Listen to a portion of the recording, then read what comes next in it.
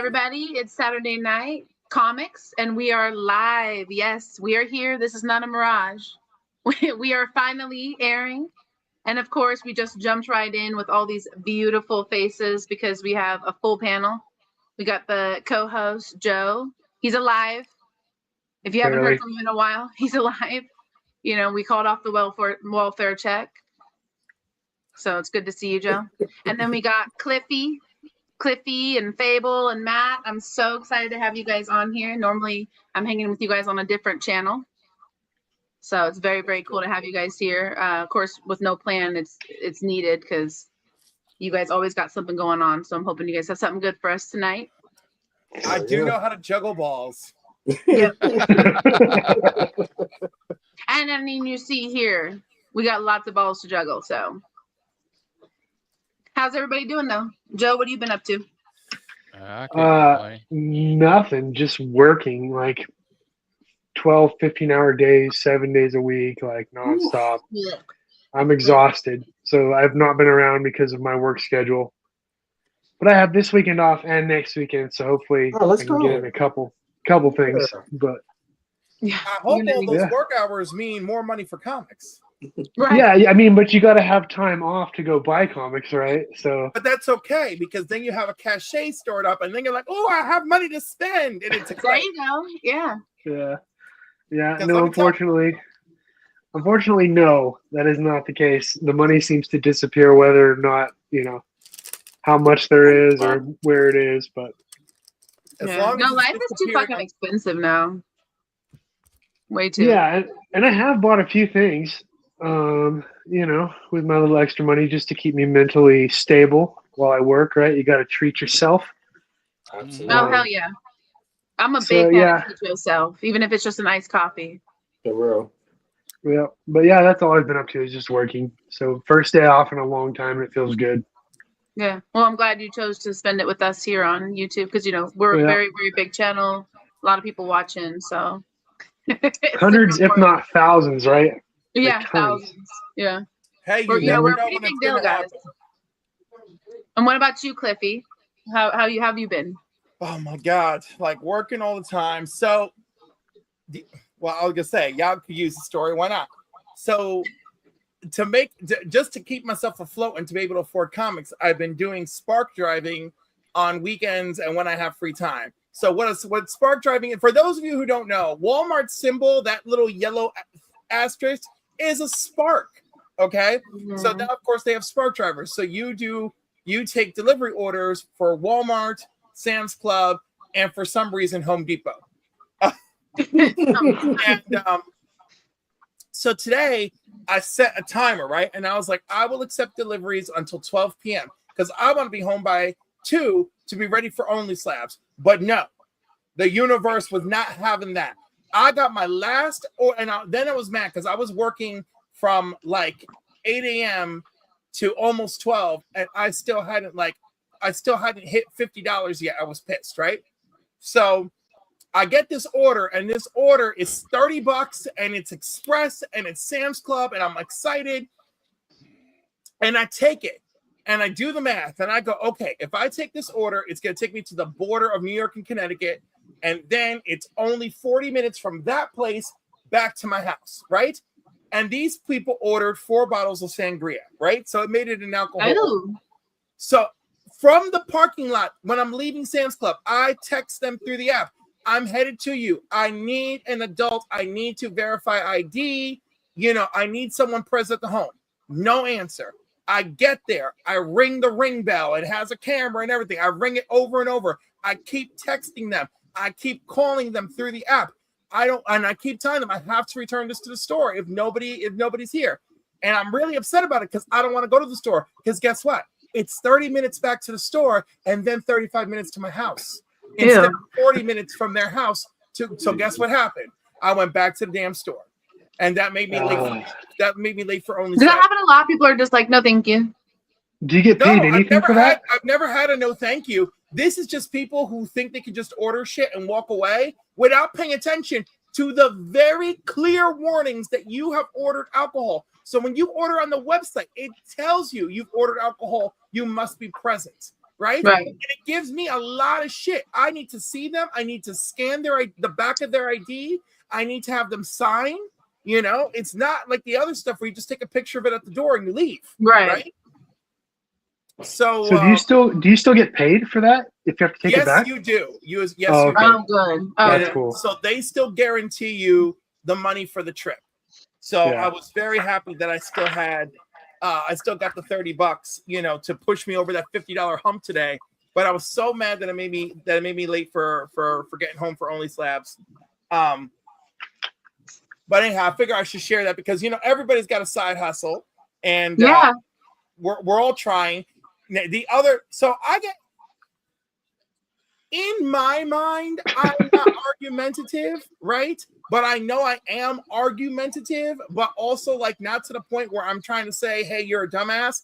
But apparently it just comes off that I'm saying, hey, you're a dumbass, or people are too sensitive, or whatever. Right. But the other night, you know, a friend of mine brought up Whatnot, right? And he's like, oh, this is such a great resource. And I was like, whoa. I'm like, let's not advertise this as like it's such a great resource for everybody. It's not, you know, it takes preparation, it takes luck, it takes stars aligning. All right. I you know, but no, I came off like a negative Nancy, you know, and her sister negative Nelly. I came off like twins. I came off like the twin negatives, right? And you know, and I was like, okay, whatever. But like, you know, like, because obviously I feel like you got to have a side gig at this point in time. Gas is too expensive. We're trying to buy comics. No one's making comics any cheaper, and they don't care to. Oh, yeah. But you have to. Yeah, you have to. Yeah. But Image, I love you, Image, because you give everybody the best bang for their buck. Good on you. All right, you hear me, Marvel and DC, you scumbags. All right, I'm all for that too, because Image is way better. Yeah, another big argument I made not so long ago was when 10th printing of Batman came out, right? It had multiple covers. I got the cover that I liked, but it had the original cover with red instead of orange, right? And I was like, why isn't this foil? Transformers #1, Void Rivals #1, Transformers #2 when it went into second printing, all foil covers. From a small company, not one of the big two. Where are you at, DC? And then that werewolf blood, whatever the hell that thing is, Universal Monsters werewolf, that one with the slash and its foil. Come on, for $5.99, you gave me this masterpiece. A masterpiece. I'm watching you, DC and Marvel. I'm watching you. Get him, Cliff. Yeah. I love that. It's not just that. It's like the story content too, right? Is just not good with DC and Marvel lately. Like, yeah. I don't know about. Listen, I love DC's story content. I think it's been very good since they started All In. Obviously, the All In is good. Yeah, and I like some of the crossovers they're doing. Yeah, they got two fabulous teams to come in and give us Vixen and Static as ongoings because they heard the call and they were like, whoa. We're not going to encourage more boycotts. Let's go, Stephanie Phillips, into action. I'm happy to hear that. But no, like even Superman Unlimited, which I was going to give up on, I got totally immersed in the last story. I love Reign of the Superboys. I love Superboy Prime running around in Superman's title. We finally have Superman coming back from his BS. Okay, that part I wasn't crazy about, but he's coming back. We got Zod coming back and with a vengeance because Lois was the one running around with his powers. And I know how crazy this sounds, but it was actually all well written. So I'm totally down with all that. And then the Absolutes. I'm not super crazy about the Absolutes, but I adore. I like some of them. Yeah. My favorite is Absolute Wonder Woman. I love Absolute Superman. You know, I don't even. I swear to God, I'm only picking up Absolute Batman for the FOMO because, like, I'm not. Why? That's why I ended up picking it. Yeah. Well, and I want the Joker, but you know. Yeah, I was. So like, what? So you're obviously a big DC fan, right? Like, can you explain to me what's my question is what's the whole thing with Absolute Batman? Why is it so popular? Like, I haven't read DC in a long time. I'm the wrong one. It doesn't appeal to me. I'm the one on these streets. I'm going on these streets screaming, "Don't spend $600 on a 9/8 for a book." I couldn't. Yeah, it's just too expensive. But I think everyone's digging the art. It's the art. I feel like everyone's saying the stories are great, but let's be real, not everyone's reading it. So what I'm told, the character drops, you know, like when they would drop each one, people are like, "Oh, we gotta go get." I think that's what it's just the hype. What I'm told by the people who love it, what I am told by the people who love it, is it has really brought in a manga loving crowd. Number one. Yeah. Okay. Number two, I can see that. The Bane storyline attracted a lot of attention. Yeah. And then piggybacking off of that, introducing their own version of the Joker, got everybody that brought in. Hella people in. Yeah. That like. And I think it's great because it's gotten people into the shop. And when I see these younger people, new people, I see them buying Absolute Batman and Wonder Woman and Superman and Martian Manhunter and Green Lantern. And I'm seeing a lot of Martian. Yeah. There's also a lot of flippers buying extra copies too. Well, I'm only talking about the people on the streets, right? I want to focus on that because I see that. Now, I absolutely believe it's the flippers, and no matter what anyone tells me, you can't tell me that if enough people hoard up a part of the market, they can't start demanding the prices they want. Right. Of course, yeah. I'm just saying. Well, I mean, as a day one myself, like I love Absolute Batman, and I've read it since the very beginning before all of this shit popped off. And I can tell you my perspective. I love it because it's a comic book ass comic book, right? Like the shit that happens in that book is kind of dumb, but kind of cool at the same fucking time. You know what I mean? Like he has an axe in his chest. That is ridiculous. But it's also something that only comic books can do and look cool as hell. You know what I'm trying to say? Yeah. Like, it's it's what our medium could pull off that other mediums can't, do. And that's just me speaking. Now, Cliff is totally right about the manga part of it, the story arcs he was talking about, and also the flipper part he was talking about. There's definitely a FOMO rush on this book. But I think it's that way also because, a lot of people do enjoy it, Yeah. And that's I hear a lot of people are reading it, People enjoying it absolutely makes it. I'm trying to find something super ridiculous that I just came across. Like, of course comics are ridiculous and I love it. Like, this is ridiculous, I like a lot of what Chip Zdarsky's writing at Marvel, though. I think it's pretty cool. Yeah. So, like, outrageous. You know, what the hell's going on in that bar? And again, this is something a little more serious. Thor is transforming midair, right? Like, it's like, oh no, that's bad. He's in danger. Well, you talk about silly. Like, I remember it back in the 90s with Punisher. He had plastic surgery to look like a black dude. Yo, that one. That's only comics can think of something like that. Think, hey, that's what we'll do. That's cool. That was not that was bad. Yeah, it was bad. Yeah, we don't talk about that anymore. You can't avoid it. You don't want to get canceled. Hey, Cliff, but Pepper's Farm remembers. Exactly. Pepper's Farm remembers where all the dead bodies are buried. Watch out. Watch out. Okay, so Matt, what about you? What about your week or your rant? So your rant. Oh God, I had been to the doctor. Had to have an endoscopy done this week. I'm getting ready to have this. Better an endoscopy than a colon. Oh no, I saw some guys there. Better this end than the other end. I saw some guys being rolled out for that, and they look like they just came back from Vietnam. Like we were in there in the OR. But 100-yard stare. Just I'm having that surgery, gastric bypass surgery.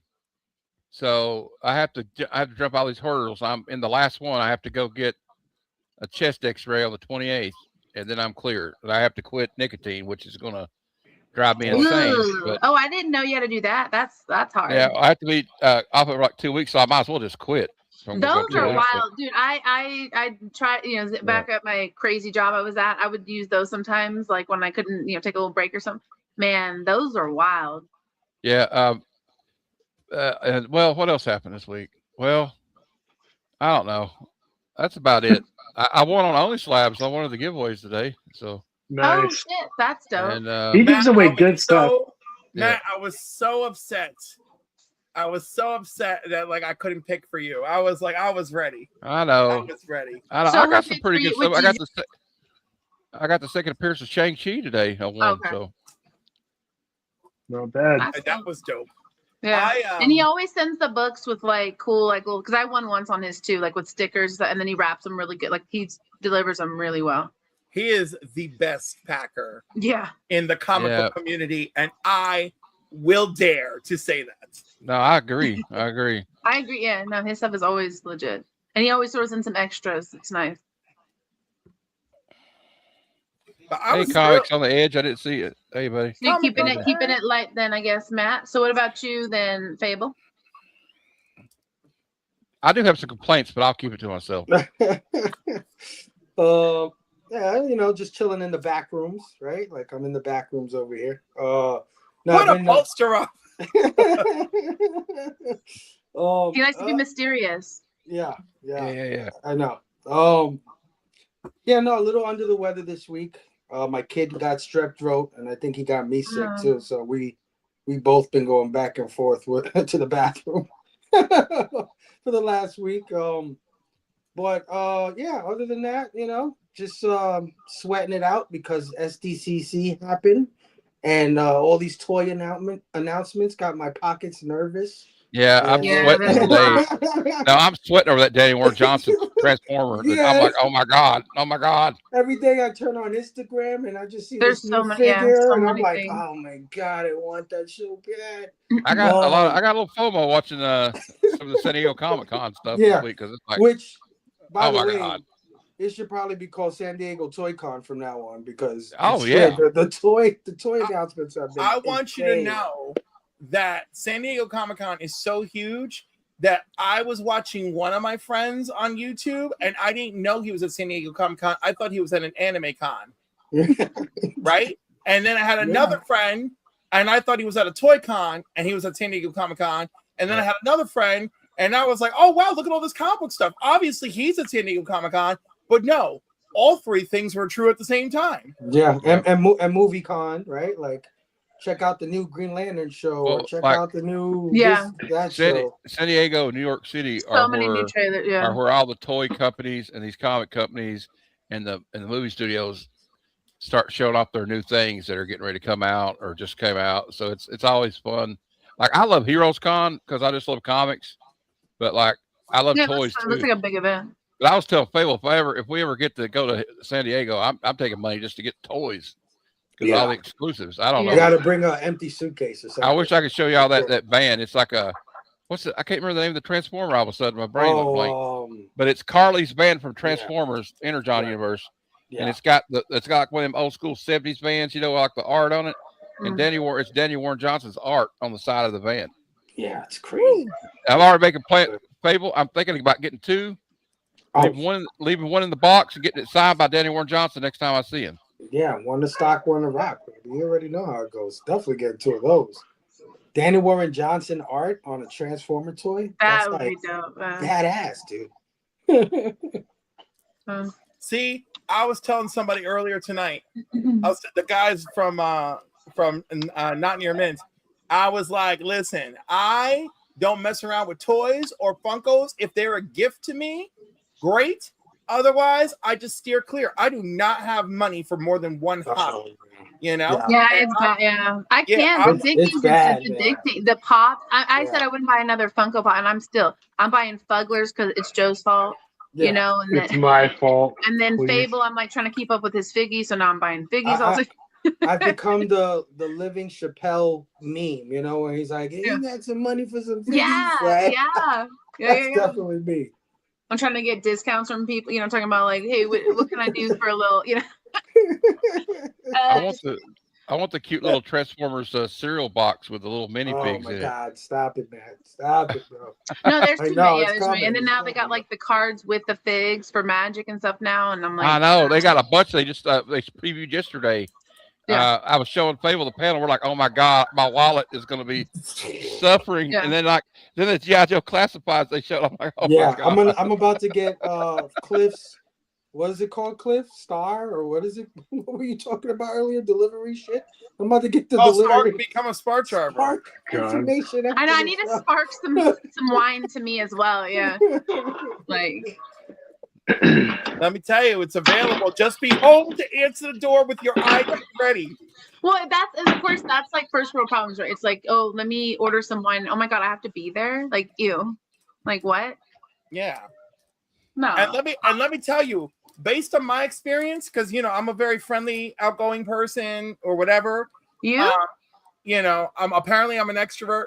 But like one day I made a delivery to this lady's house, and the instructions specifically said, try to make contact with the owner, right? And also, I put a bunch of 99-cent reusable bags in my trunk just in case. So, especially with Sam's Club, nothing has a bag, right? So I bag things for people. It's just a little courtesy, especially if I'm making $32 off the trip. I'm really not going to feel bad about the 99-cent bag, right? So I'm there. There's this lady. I'm on the porch. The porch has got stuff laying about. I ring the doorbell. I send a text message.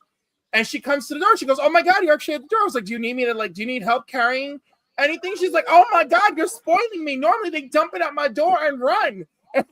and I was like, "No, sir." They do. Sometimes it doesn't even make it to the door. It's on the driveway. It's on the sidewalk. And they're like calling and I'm like, what the so the other thing is, and probably why it's not so good for me, is because I am in a very suburban area.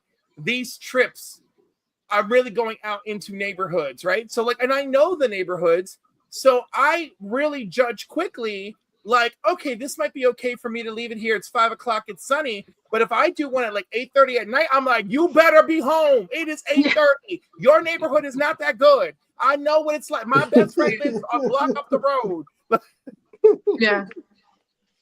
You probably see all kinds of crazy stuff. Yeah.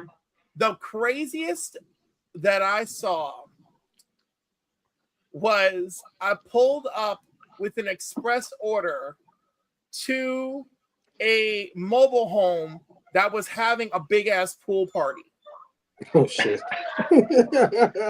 Above ground or below ground pool? Did you jump in? No, but let me tell you, they invited me for a dip, and I was like, "Oh my god!" And I scanned all the men there, and nobody Nothing made good. the cutoff. Nobody not made even the just for some cutoff. fun.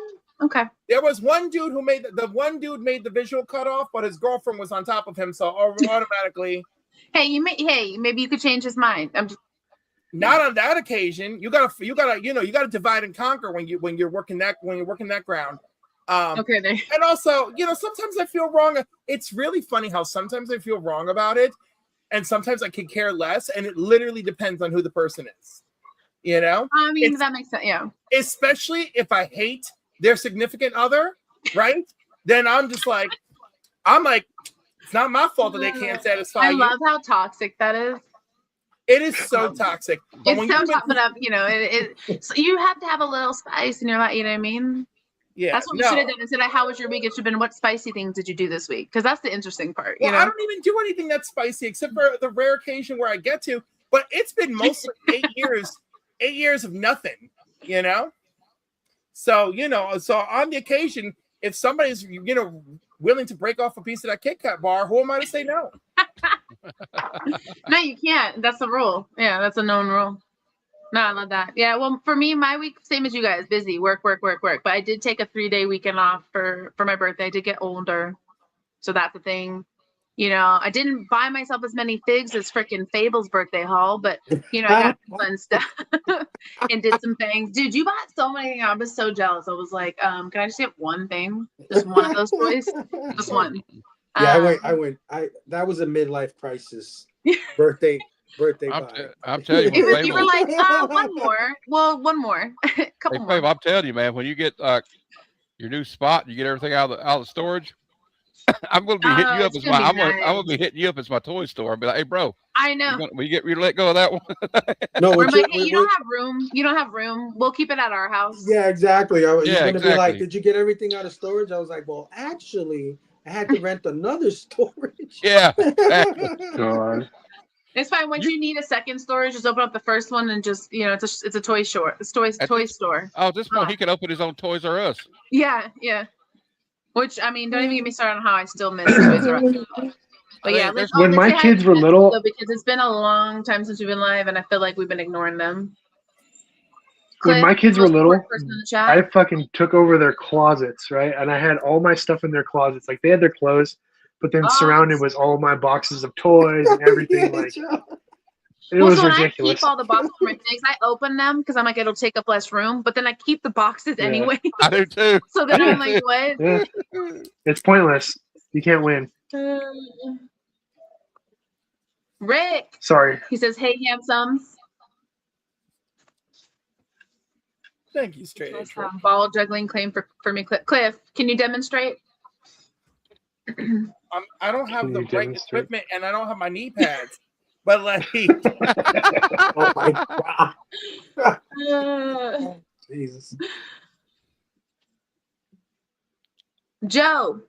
He said exclamation. So he's yelling. I don't know. He was yelling at you. So Joe. And then Rick telling you how handsome you are. Jeff. Oh, Jeff needs to get on here one time. Yeah, Jeff is pretty dope too. But he's gonna be on the Blame Fable show again, or what? He's gonna be around. Yeah, whenever he wants, he's definitely a part of it. Cheap comic collection coming back, man. Oh, thank you, man. Yeah. Hey. I was just on the low grade yesterday. Hopefully, you guys catch them on Fridays and follow them. Missy and Robert there. Oops, no, you didn't. Wait, what? We didn't what? Oh no, he's like, I think that was like, it was a while ago. I can't remember what it was. Oh yeah, so Stax was announcing that we were on yesterday, and I didn't know we were on until after the show. So yes, we are on. I lied. By the way, you all set up 2 streams for this. Yes, I saw that. That's what that's what someone told me. Yeah, we psyched everybody out. Look, he said I lied. Dang, don't call me out, Stack. Liar. Tisk. Dude, I'll send you the link right now. She lied. She would never. I would never lie. So at the time, I didn't know we were going live. Okay, Joe woke up and then it's was all like, my fault. "I'm alive." Yeah, it's all Joe's fault. No, very, very bandwagony. That's why I decided not to go with Absolute Batman. I regret it a little bit. I do. I wish I had started it. Flipper's making money. Oh, good grief. Joe, send me the link, you fucking hobo. Joe, you didn't send him the link? I am, like I said before, I am working on my phone here, so I can't do anything because I am on my phone. Excuses. I'm with Sabrina on this one. Yeah. JSS, we missed you. Best wench ever. Make sure you guys are voting for him too. There's a who knows more about that though? I feel like Cliff Fable. When you guys know about that, right? What is the whole deal? CBC you're talking about? I think it's community supporter for CBCA. Yeah. I believe it's community supporter because it's community supporter community. So how do you vote and stuff for that? So I still don't quite currently understand. It's nomination. So please nominate. Okay. Hey, JSS could drop the link for you for the sure. Drop the link so we can go. Drop a link for us, JSS, on here even because I'd be. Don't forget to nominate Heroes for Hire Comic Club or Cliff on comics. Or the Council of Comics. I'm available for all of them. Dude, first of all, my guy down here. So many different people. Like Rick loves your hair. Yes, Fable's hair is amazing. No, don't. Yeah, save your votes for all of you. Yeah, definitely. Oh, dude, is there a best hair? There is. Yes. Okay, Fable's got that. Nominate Fable for that. Operation from Coffin. Oh, Operation from Coffin. I can't even speak. Badass. If there was a category for most badass toy collection, Fable would fucking win in a landslide. Okay, so I'm gonna let you guys go first because I'm so good with words. I know I can get this right. But JSS does like to challenge Joe because Joe has, speech issues. So Joe, how do you say that? Oh god, let me look back on the comments. I can't read that on my phone. Nachos. And obviously, you guys can tell I'm the problem. I'm actually the problem with this. This is why they do it. They make fun of me. Yeah. I don't know. How far back? That's pretty far back. It's we're all well because we're going. Oh, I thought it was like Electra nachos or whatever. Right. So if you sounding it out phonetically, it's like Natchitochus. But that's not going to be the way you say it, right? That's phonetically Natchitochus. Say it with an accent. Natchitochus. I don't know. Not. Nachitochus. I have a feeling that's not it, but that's how I would say it. Oh Lord. Natchitochus. No. I love how I'm sitting here and I'm losing. You guys have seen me not like. Hey, apparently it's a city. It's a city. Metal needs to come on here too. See, that's cheating. Look, you're not supposed to look it up. No, look. Oh, it's a city in Louisiana. Oh shit! It's shit. English. JD, the man, the myth. There you go. Nicotine withdrawal. If you need help with that later, Matt, look up that link. Don't remind me. JSS. Say nice things. I did. Oh my God, they're popping off. There's too much to catch up on. See, we went too long. It's because we had more people than man. That's a good problem. Oh, I did see him show up, dude. He looked really good, and then 2, the amount of people guest appearing over there. Yeah, FOMO for sure. But I'll never go. It's too crowded. Well, like, you gotta hope these movies get actually made, right? It's one thing for them to say something's gonna happen, but a lot of times this stuff never happens. No, because like the Blade movie. Give them credit because when you actually have people show up, like Ryan Gosling, it's much closer to being in the can. But on the other hand, you are right. Robert, I sent you the link. Our homeboy there for Blade, I mean, he was front and center, and then they dropped that ball. Which, how do you drop that ball? How you can't. I don't think James throws those. I so wanted that movie. Like, that Blade movie would have been so good. All you need for Blade is Blade killing vampires. But I heard all the rumors about introducing his daughter and all that stuff. And I hope that that's not true, but I'm going to be honest. Like, yeah, that would be a huge turnoff for audiences. People want to meet Blade, you know? Yeah. Like, so I don't know. Yeah. I'm like, I still can't even remember his daughter's name. I don't either. JSS dropped the link here. So this is how you nominate. Y'all already know he's the best wench around. And he does a really good job at it. So please nominate him. Please. And then nominate, everybody on the panel. Fable for best hair, Cliffy, Matt, Joe for longest beard. No. Just vote for people. Nominate them. But for sure, JSS. And Robert, I'm going to remind you again that I sent you the link. So I disagree with this. He does not have the best people because he can't even grow them. So. Wow. Okay, finally we caught up on the chat. The love affair is a savage one. Where the hell are my other comics? So we kind of were talking a little bit already, I guess, about the con that we're all missing. But are there any new trailer stuff, things you guys are digging that are coming out? You guys are stoked to see? Yeah. Love me some Lanterns. Am I alone in this? Other Mother looked incredible. That one horror. Oh my God, that movie looks psycho. It looks crazy. Yeah, her eyes. I'm so excited to see that. But so have you heard of Leviticus, the horror movie that was recently come out? It's very small, independent.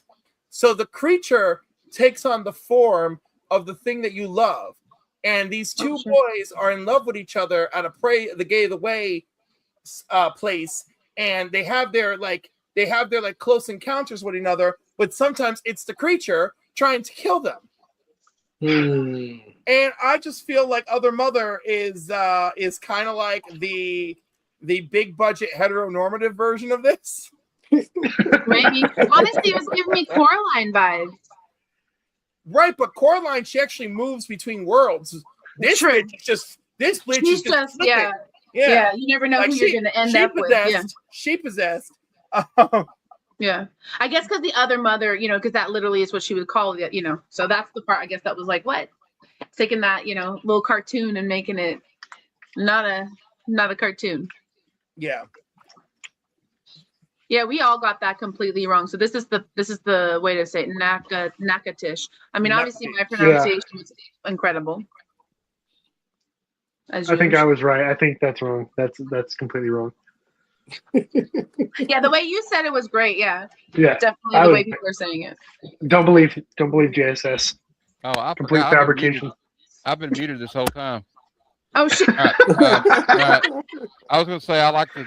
I hate to bring this up because I don't want to start another argument or discussion about this, but I like the Avenger Doomsday trailer, and I'm going to see Spider-Man Friday, and I like kind of dumb, funny movies, so I'm excited to see Super Troopers 3.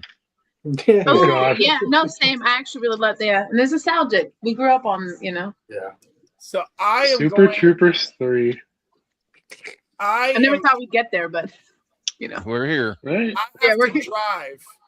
I have to drive an hour and a half to see Spider-Man. Shit. And so I can see it in Screen X. So I can see the whole giant panoramic thing. Oh, is that what Screen X is? Yeah, I gotta go. Yeah, I heard of that. I didn't know. So it's all the way around the whole. Oh, that's cool. And it's not. So how does that work? Do the seats move? Like. No. Yeah. So what happens is the Screen X people shot these scenes with their cameras, right? So when you have these scenes, apparently Spidey in the jail is one of them. The two side screens will turn on, and you will see the whole panoramic, side to side spectacle. Yeah, cool. It doesn't go. I didn't even know that was a thing. It just goes. It's new. It's new. Like a 180, right? Like a 180 view. Oh, okay. Yeah, like a 180. Yes. Yeah. Because we have like the TV, that one that the curve or whatever. Yeah. So and I'm not sure it's necessarily it'll be my first time. And I'll let y'all know if it was a curve or what. Yeah. And I don't. Apparently, they've used it before. I don't know on what movie they've used it before. The technology exists, but apparently we're all going to find out about it because it's Spider-Man. Cali. Yeah, to be honest, I've never even heard of that before. That sounds pretty cool. I didn't hear about it before this either. And then we got that. What's that new thing Disney came out with just for Avengers? Not just for Avengers, but because of Avengers, Infinity X or something. Oh my lord. Oh yeah. I don't know if I really noticed anything from that though, but I'm interested in hearing if you like that, because the panorama. Can you watch the whole thing the whole time? I don't know. Is it too much going on? You need to tell me. Well, it's supposed to be for special scenes, so I'm hoping that because it's for special scenes, it'll just make it very exciting. Right. And so there's going to be people getting motion sickness, throwing up in the aisles. It's going to be amazing. No, I don't think that I don't think that would happen with Screen X, but I've seen it happen with 40X. 40X, I can see that. I've done that one, and it's a little bit strange, and it sometimes smells weird. If you're drinking, don't go to the Screen X. No. Or if you have motion sickness a lot, take some Dramamine. The 40X and drinking, I had a good time. I'm not gonna lie. Well, wait. That one, yes, but what movie did you see in 40X? Venom and Carnage. What was that one? The dance? Oh no, Venom and Carnage. Is that what the Sphere the second is? one? I saw like in Vegas at the Sphere, like they were showing like Wizard of Oz. They had like freaking wind blowing. Yeah. No, cool the Sphere is crazy. The Sphere takes it way. So they have theaters in Vegas that do all the other stuff, but it's important, like Cliff said, it's important to know what movie, because not all the movies use all the different features. And so like we've gone and wasted money on it and again, I didn't know, maybe I should have known it, maybe it's not common sense, but if it helps anybody else, save your money, because it doesn't always work for all the movies. There's not something going on. But with the Sphere, that's a whole fucking thing. I mean, it's all around you, right? Just like how it is on the outside. Then you feel it, you hear it, you smell it. I mean, if it's windy, there's shit blowing through. Like you feel like there's a house flying around. Like with Wizard of Oz. The Sphere goes out of its way to make every experience a spectacle. Yeah. Yeah, you just I would like to see like your own popcorn. I'd like to just sit there and listen to just put on remember the old screensavers or when you could play on iTunes and just like listen to Pink Floyd, just chill out. With the because they have the those screensavers. They use the movement and the colors to go with the music. Yeah, that shit's cool, especially with ADHD. That stuff I could sit there and watch that forever. I saw somebody comment. He says, "I'm never going to take shrooms and go watch The Wizard of Oz at the Spirit." No, that's like a dream for me. That's like on my bucket list. Are you kidding me? No, that's too scary. No, that'd be fun. Or just taking them, just going camping. You know, just out in the woods. Well, camping's cool. Blair Witch. If you're on you're taking any mushrooms, you really don't need like to go to a big fancy theater. You just have to look at your hands for like about 2 hours. Yeah, I was definitely pulling my music from all the places you weren't supposed to. iTunes was like, if I had a little bit of money, I was buying music. No, I just meant like I would download them on LimeWire. LimeWire. That's my iTunes and use the visualizer. I would like sit there and like put the visualizer on and play like Tool or Pink Floyd or something and start smoking a blunt, and like. Oh, see, now you're talking my language. Yeah. or my husband will do those ones where like you put the movie on mute and you listen to the song that pairs with them. Have you guys ever seen that? Yeah. We used to do that with the Wizard of Oz and Dark Side of the Moon. Exactly. Yeah. They have a few for Wizard of Oz though. It's kind of cool, but yeah, they have a few of those, and it's interesting how they do that. Well, the Wizard of Oz is, the Dark Side of the Moon album is kind of cinematic the way it sounds anyway. So you can put it, and it'll almost sync up to anything, I would assume, the way they do it. But we used to do that too, though. Like another thing I used to do when I was a kid, we have like a Teddy Ruxpin doll, and I would put like an NWO. Don't start with that because last time Joe got all on my case because I had no idea what that was. Well, anyway, you put a tape in it, and it's like as it moves his mouth like he's telling a story. That's so crazy. But I would put an NWA rap tape in there. And it'd be like straight out of Compton. Crazy motherfucker name. Who didn't know what it was? Sabrina didn't.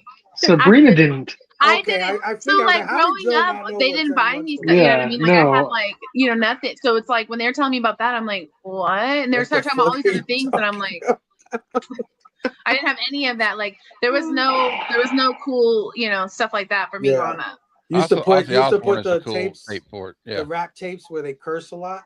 Because the thing moves its mouth to the music. So it'd be like, you put whatever, fuck your bitches and blah, blah, blah. It wasn't exact. It was just like doing this shit, right? That's kind of funny though. Like it'd be like straight out of Compton, or like I would put like 2 Live Crew in there, be like face down, ass up. Oh my goodness. There you go, Sabrina. I'm at home on a Friday night. Relax. For your TikTok channel, Sabrina, that's your new thing. You're going to get a Teddy Ruxpin and put horrible tapes in the Teddy Ruxpin and make it sing. I know, I should. I know. Let's do it. Also, like Ozzy the Osbourne most evil toy. If you put Ozzy in there instead of really like you thought your Teddy Ruxpin was possessed if you're like putting Black Sabbath or something in there. Yeah, no, it sounds dope. I'm like, what? Because you see all the kids' toys nowadays, right? So that actually sounds like something dope, that we can say we had, because I did not have something. That's what he looks like. Yeah. Oh yeah, that looks like some creepy ass. So there's this. Have you guys ever seen that horror movie? It's almost like a Chuck E. Cheese type place. It's almost like a Five Nights at Freddy's. But it's not Five Nights at Freddy's. It's like another version. It's actually way worse. Willie's what is it? Willie's Wonderland or something? Yes, Willie's Wonderland, dude. With Nick Cage. That movie was good. That movie's great. You guys have to. I've watched it a couple times. I love how Nick Cage took on a couple of like weird ass projects in recent years that are just great. He's a weird dude, so it fits. He's so strange and like beautiful. I don't know. He's great. He is strange and beautiful, and I don't think he's a weird. I don't think he's a weird dude. I think he has fun with the weird stuff. I think that's why I say strange, because I actually don't think he's. I think he's probably totally chill, probably totally laid back. Yeah, he's like he can go there if he needs to. Yeah. I realized that when I saw him in, was it Mom? Yes. No, Parents. Dude. Oh, is that what it was? Yeah, because they turn on their kids, and then his mother and father show up because they've turned on them. The acting. What movie is that? Parents. I've never seen that. Oh, dude, it's incredible. And funny. We I'll took have to the watch it. That's why I need Cliff around, because he knows what I'm talking about without me saying it. You know what I mean? You know, it's really freaky. We took the stuffing off of his head, Teddy Ruxpin, and he was like nightmare fuel like that. He just like a skeleton. What the fuck? Yeah. Why? Why? Wait, when we you were were on shrooms? we were like Wait, I Bebe. thought You ever this was seen the more movie? Jack Have you ever seen It's the movie called Mom and Bebe? Dad. The film movie, you know, the movie Bebe's Kids? Because me and my cousins Yes. were like Bebe's kids, like growing up. Oh, So like, God. we did all kinds of crazy Dude, shit. I love Bebe's Kids. Oh, Lord. That's my group chat at home, like for the family, is Bebe's Yeah. Yeah, I won't stop my channel until we review Bebe's Kids. Then I'll quit YouTube after that. And I'm on that show. Now, guess what? Hey, Bad Cinema, you know, is making a comeback, Fable. And guess what we're going to review? Garbage Pail Kids. Oh, that'd be dope. I actually have You know some what's books funny? and some cards. I just put that. Mom and Dad. That's what it was called. I just put that DVD in my cart on eBay because I remembered it like 2 days ago for some weird reason. And I was like, I want to see that again. Is it? Yeah. I don't have Netflix. I watched it like with the kids or something. Like, so I was totally just like, oh, it's a Nicolas Cage. I'm gonna throw it on. I went in unprepared. Garbage Pail Kids is Nicolas Cage? No. I'm talking about Mom and Dad. Oh, Baby's Kids. Yeah, Baby's Kids is great. No. I'm talking about Garbage Pail Kids. Oh, okay. Yeah, no. Have you seen that movie from the 80s? No, nobody. It's so weird. It's so me? Weird. Yeah. I begged my father to take me to see that movie. I was like, Dad, please take me to see that. And we saw it. And I was like, I must have been like 8 or 9 years old. And it was like the first time I kind of realized, like, this movie sucks. Like, I was in there like, this is terrible. Oh, yeah, I haven't seen it in probably 30 years, right? But for some reason, I thought about it the other day. I don't know. So I have it in my cart. I'm gonna buy it so I can watch it again because it was an absolute shit show. It's just horrible. Hey, maybe we should do it like a animated like month or something. Like it will show like cartoons. Yeah, cartoons. Yeah, I'm down, dude. That's not even a cartoon though. It's like no. It's just talking about Baby's Kids. Yeah, Baby's Kids. Yeah, but Baby's Kids would be fun. You could probably do a whole little like nostalgia thing. Maybe some, I don't. Does anybody remember that cartoon? That cartoon that used to come on. I think it was Fox. It's called the PJs. Oh, I remember that one. Yeah. Like the projects. Yeah, that was pretty cool. Oh yeah, I remember that. It wasn't it claymation or some shit? Yeah, it was like claymation or something. Yeah. Claymation's cool too. Yeah, they don't do enough of that for sure. There was that other Wallace and Gromit, right? Wallace and Gromit. Yeah. That was like the little series that like really took off with that. Chicken Run. Oh my gosh! Right? And remember, Moral Oral on Adult Swim? Yeah. Oh yeah. Love Eddie Murphy. Oh my gosh! That claymation episode of Community. Oh, the Christmas one was so great. Yeah, and I think it was the creative team from Moral Oral where they did that episode. Yeah, and I know they banned one of them, but the 2 D&D episodes are like awesome. Well, by the way, I'm very proud. Amazon never banned. And by the way, a lot of places unbanned it. Just like they banned that one episode of the Golden Girls, they've unbanned that episode of the Golden Girls because, context matters. Right. I love that episode of D&D. Well, and back then we were allowed to do that on television. I mean, have you seen the stuff that we used to watch? Like, so much worse. Yeah, some things are a product of its time, and it's worth checking out. Even though it's wrong or fucked up today. Well, there's an episode of Give Me a Break about blackface, but it's handled beautifully, And now Carter tells the kid all about why this is so wrong, and how he should have never listened to the adult that put this in his head. Mm-hmm. Well, like that Golden Girls. Are you talking about the Golden Girls episode with Don Cheadle?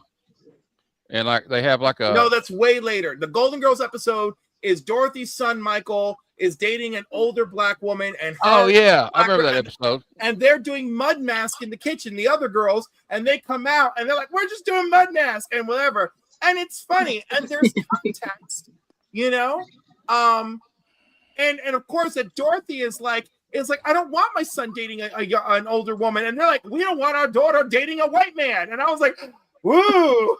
Well, also you think about like some movies that like it does offend some people now. It's one of the movies I'm reviewing next month, Blazing Saddles.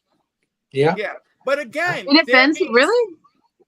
There is a lot of context. There's people who will probably say something about it for sure.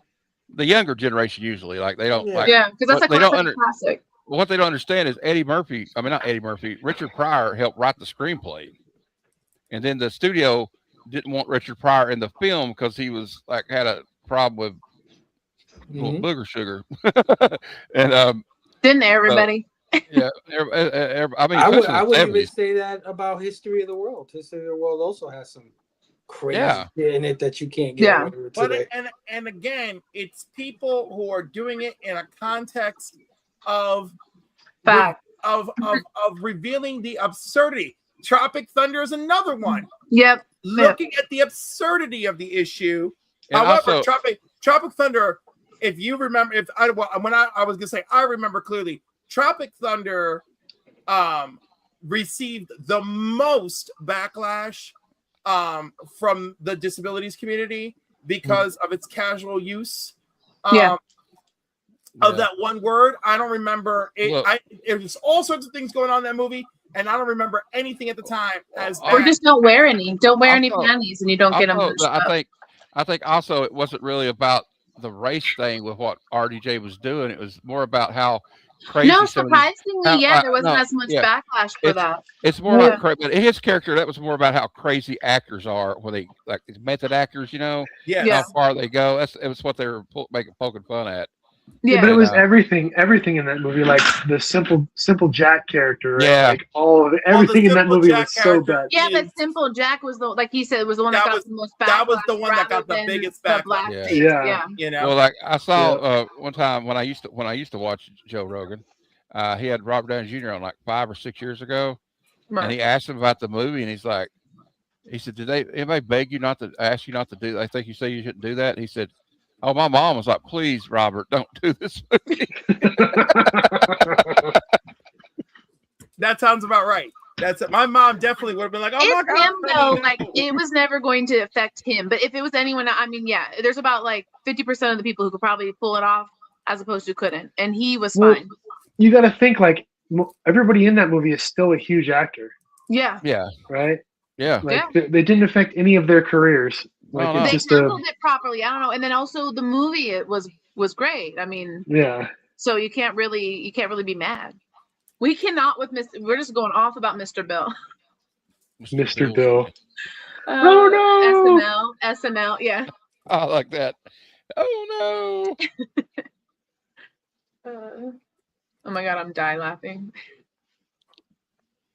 But yeah, it's about context. It's about it's also about listening to communities. You know, I don't think Tropic Thunder has done I don't think it's done any good PR work in the main community it offended versus The Ringer, which worked hand in hand with the Special Olympics. The Ringer was a good movie too, but The Ringer, I wouldn't. You gotta do that to Gilbert. We gotta do that to Gilbert. Damn. Wow. I mean, I'm not sure I disagree with Jeff. I know. I'm like, with the fact, but so it's timing, just like Fable said, that was timing. You know, what do you think Gilbert Grape was at a different time, and also the guy. You know, I'm in a 90% African American Hispanic community with a lot of handicapped people as well. And I can tell you, nobody around here gives a fuck about any of these movies at all. Yeah. Well, like, the great thing about Blazing Saddles, though, when they you know, it's got a lot of like racist language in it and stuff like that. But like all the people in the movie that use the word and the N word and are racist in it are they're the butt of all the jokes in the film. Yeah, like, it's supposed to make them look dumber or more. Yeah, they're treated as ignorant, right? Yeah, because it's ignorant what they're saying. Because the scene, remember Gene Wilder tells me, he goes, "What do you expect? These are simple farmer folk, people of the land, you know, morons." Yeah. Well, but they're acting properly, so it's like like you said, you know they're racist and stuff. So obviously they're going to act like that. It's a movie. They're acting. Yeah. You know. That's Yeah, why and they're it's saying the word. They're not saying the word because the actual actor or the writer was racist. It's just the time in history that they're portraying. Yeah, I like that, JSS. Let's not overthink 70s comedy. Exactly. oh You yeah, well can't. it's Yeah, Mel you Brooks. can't. That Mel was a Brooks whole was a different comic. time.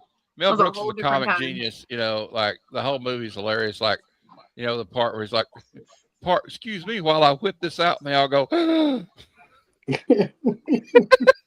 But like also in Tropic Thunder, like they have another character there that calls him out for it. You know what I mean? Like, man, you need to quit acting like this right now. Yeah. Yeah. Well, Mel Brooks is the kind of guy, he'll poke fun at everybody. Yeah. He don't So care. what? He'll poke fun at Equally. his own people. You 'cause guys he's just made me. Jewish. You So made me he's think big of something right fucks now. the Jews. What happened to Spaceballs 2? I thought that was coming out. Yeah, It is. Rick Moranis was at. It is. No, It was I at thought it still ACCC. is. Oh, Yeah. I thought Yeah. it still Okay. They did a Yeah. little spoof where they were like, phase 3, 4, and 5, and Yeah. it was like, and then they had like they were joking. He said, phase 8. Even we don't want to keep doing this. God. Nah, but I'm excited though. You know, Oh, I'm I don't always super want them excited. to, but I'm excited. They I needed got- that.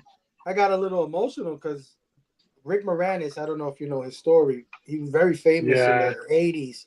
And then I think his wife got sick or she passed And away. he took something. time off to raise Yeah. his kids. Yeah. And then he just stopped acting. And at the height of his career, I mean, the man was famous. I did famous. see He was that. Yeah, making I money, did read about that. And he came to SDCC to promote Spaceballs 2.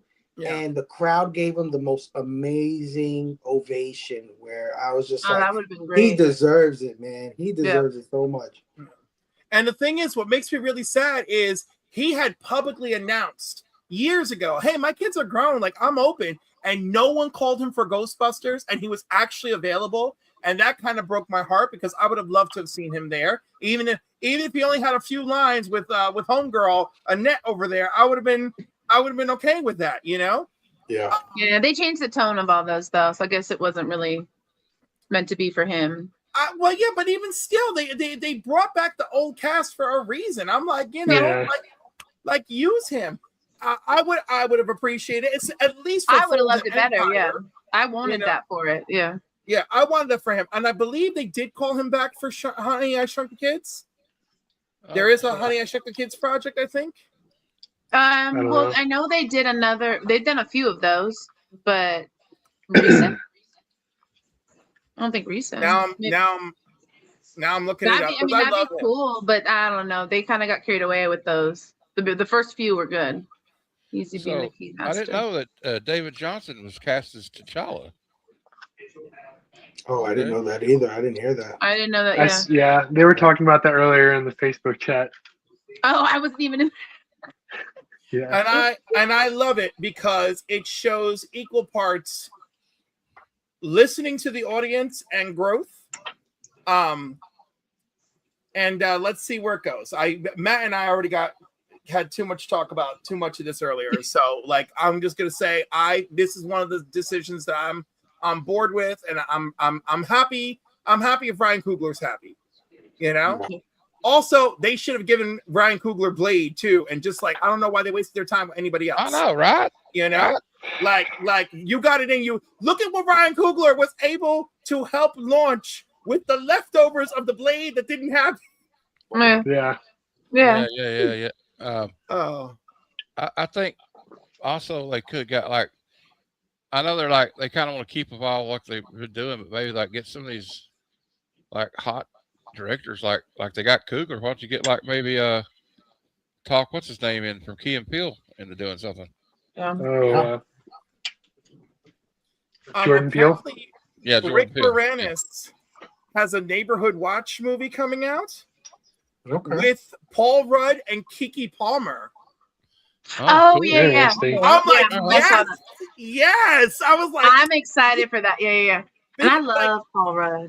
I was gonna say, and for me, this is like a spiritual mea culpa because you weren't in the Ghostbuster movies.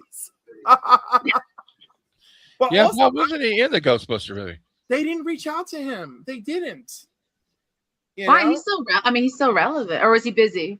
No, he was totally available, and they did not reach out to him. You know, and I was just so sad with that. And I fell in love with him from Clueless. Oh yeah. Little Shop Loved of it. Horror. Little Shop of Horrors. Yes. Yeah. Yes. Love that one too. Yeah. For No, everything Clueless was he like did, the I first love one I ever him. watched them. And Spaceballs. SCTV, I loved him. Yeah. Yeah. Lord Helmet. I mean, that is Yeah. so good. Lord Helmet. I love that fucking character. Too hard. Can I just tell y'all something really weird? You know, again, Rick Moranis is another Canadian actor. When I was a kid and I watched SCTV and I fell in love with all these people, Eugene Levy, Catherine O'Hara, Rick Moranis, John Candy. Yeah. I was just watching. I just thought SCTV was a trip. You know, I just loved it. You know, the guys who did the polka music, even the theme the theme to Jaws and Superman on polka. The Kinsey brothers, were they on there? Yeah, exactly. I loved all of that. I never dreamed that I was falling in love with Canadian comedy, right? And then of course being half Canadian, and then of course like eventually I realized it because I really love John Candy. He passed away way too young. And that was like one of the first celebrities where I was like, no, I love him. Uncle Buck died. Yeah, that was a hard one to And I remember watching Only the Lonely when it came out on video. And it was just before he died, right? And I'm watching, I was like, oh my God. Like I actually like cried watching that movie, you know, even though the movie doesn't even have it has a happy ending and everything, but I still cried because like I just like the emotional tones that movie hit on, you know? And Cliff, you know what I think about what it really proved, that movie in Planes, Trains, because there are some emotional scenes in it too. That John Candy had a lot of range as an actor, and it's untelling what he could have done later in his life. You know, he could make you feel things that you didn't even know you could feel. Like your heart goes out to him, and like Planes, Trains, like the end of it when you realize his life and dead at the time. You're like, oh my God. Yeah, no, and just watching Steve Martin process it, right? Yeah. The realization. That's also points to Steve Martin for having range. That moment of him processing it and they intersperse it with the clips is so well done. It's what makes it a Thanksgiving every year movie for me. Yeah, year Cliff. Yep. And anyhow, it's beautiful, and I laugh every time. I love when they get hit by the truck and they're screaming, and he just sees a bag of bones and he sees the devil. I love it. It gets me every time, and I try not to watch it too much because I want to still feel it when I see it. But I wasn't thinking about my dad being Canadian or Canadian humor, and we watched The Great Outdoors multiple times when I was a kid, right? And I loved Uncle Buck. And no, Uncle Buck came later. Uncle Buck was so my parents were like quite clueless. So it was just like, oh, we're at Blockbuster. What are we renting? Uncle Buck is new, right? And then we all loved it, right? But it wasn't one of the ones that we watched repeatedly. Like The Great Outdoors was a little bit older. My father watched that repeatedly and like had some specific enjoyment. And of course, he knew all these Canadian actors, and I didn't know that. And in true to Canadian fashion, when we would go to Canada and talk about what we watched and who was in it, there would always be, he's Canadian, you know. It's a real thing, but like I feel like Canadians might be a little notorious for doing it, but we all do it. You know, we'll be watching a movie, you know, and it's like, oh yeah, Pedro Infante, he's half Puerto Rican, you know, or whatever the case may be. But yeah, I don't know. I got on this because I feel very mushy for Rick Moranis. I'm happy he's working again. It killed a part of me when Catherine O'Hara died, you know? Yeah. Because I just been thinking about like how much of my life I've enjoyed her work, and I've always known who she was. I always knew she was the mom from Home Alone. When other people discovered it, I was laughing. I was like, oh wow, y'all are tripping. Yeah. You know? She's been around long. Wasn't she in Beetlejuice too? Of course, both yeah. of them. Yeah. Even though I wasn't head over heels with the new one, I was so happy with her role in it. Yeah, you know? and I liked it. I think they did what a lot of them don't do with second movie, especially way later. And they hit enough of all the nostalgia, brought some new stuff in. Like I loved it, and they made a really good placement with all the characters. They made the stepmom a real person this time. Yes, you know? I like that. Yeah, like telling Lydia, she's like, oh geez, a teenager that you're really struggling with. Oh no. I feel like she always has like this personality to that's why I think she's one of the best actresses because she has like it's still her in any role. So like even in this one, like when she's like pissed off that she's dead, but like when her husband died, it was like whatever. Then she's dead and she's like, oh no, this isn't happening. Like what? Yeah. I loved her. She's great. Yeah, she handles. But you're absolutely right. She handles it so well, and it's so funny because like the real her, such a sweetheart, and she said she enjoys playing broken moms in these crazy adventures. It's like her character. It's like what she's good with, you know. Yeah, like even what was it? Petunia was the one with her daughter who was cursed to look like a pig.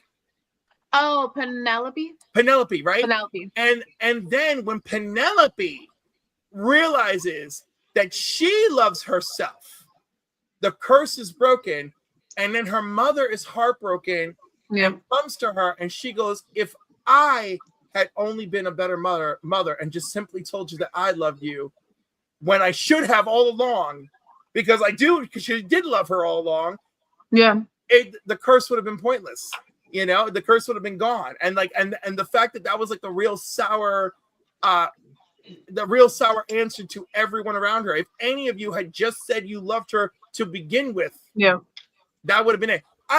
This is why I get emotional. I loved her in everyone. I'm with you. Like, I loved her, and I mean, Schitt's Creek. We don't even have to mention, but Schitt's Creek. You know, what I mean, she's brilliant. I don't know. She just so good. That show was so good. Like so good. And not only did she get to play another broken mother, but she got to play it full range. Moira never stops being Moira the whole time, but at the end, when you look at how everyone has been rewarded from their experience, Moira's reward, she gets to go back to her old life that she loves, of course, right?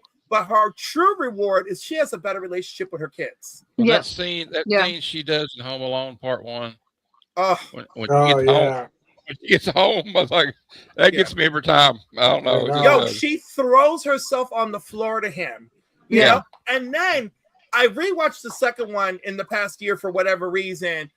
The fact that she is so constantly on top of Kevin the whole beginning of the movie until finally it's the husband that messes up, right? And I was like, "Ooh, they knew." I was like, "They knew how to do it." They got you. They got you good. And even he is constantly looking for Kevin until he realizes that he blew it. You know, and then of course when they're reunited at the end, I think it's a much more fair and balanced reunion because it was the dad's fault this time. So I like that reunion.